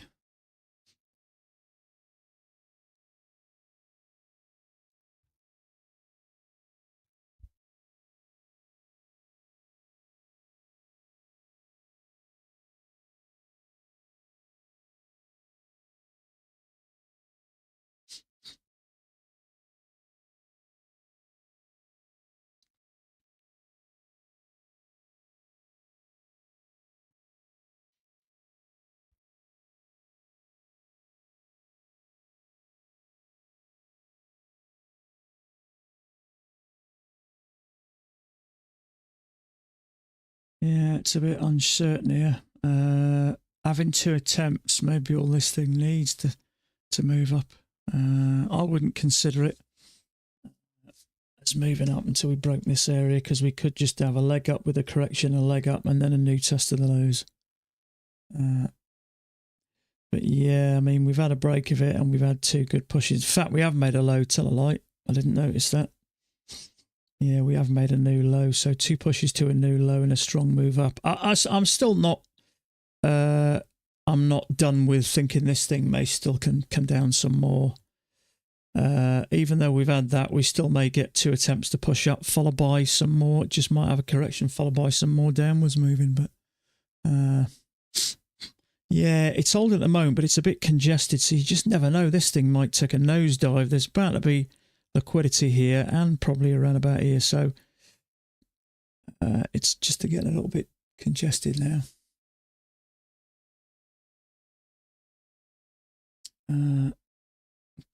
It doesn't strike me as a market that's reversing this. It may just have it be leg up, correction, leg up.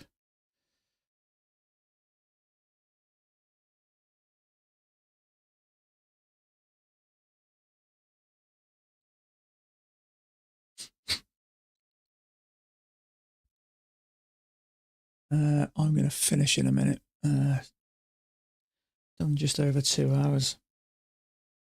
I've been doing some stuff in the garden earlier, jet washing the patio, so I've got that to finish. So I might go and do some more of that and listen to some more of that book later.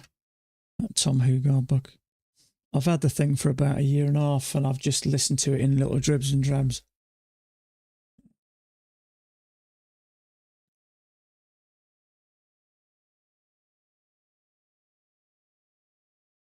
Yeah, see this.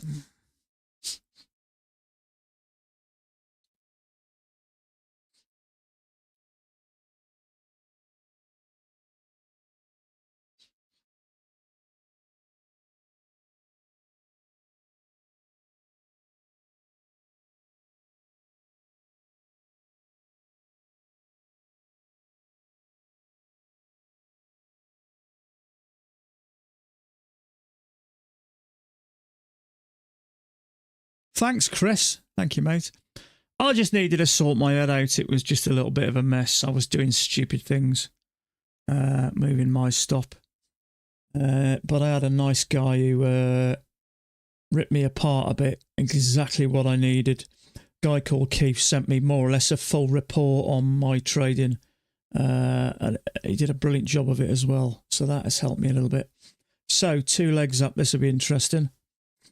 Is this going to come down some more? I'd say if it pushes strong through that EMA, I'd say yes.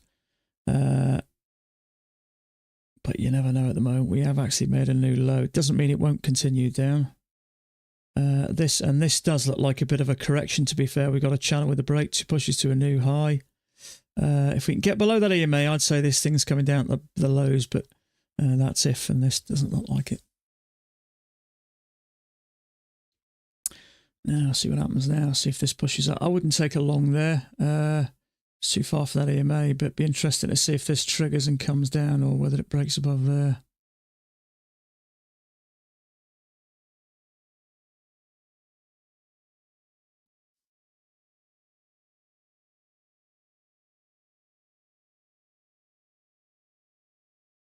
Okay, so is this now moving up?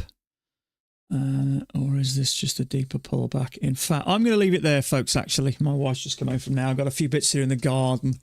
And then we've got some nice warmer weather. I'm having a bit of a tidy. So I appreciate your company. Sorry I've been away for a few days. In fact, I hadn't taken any time off since Christmas. And I needed it, really. I was doing stupid things, and my head's a little bit in the clouds, but I feel a little bit more settled today.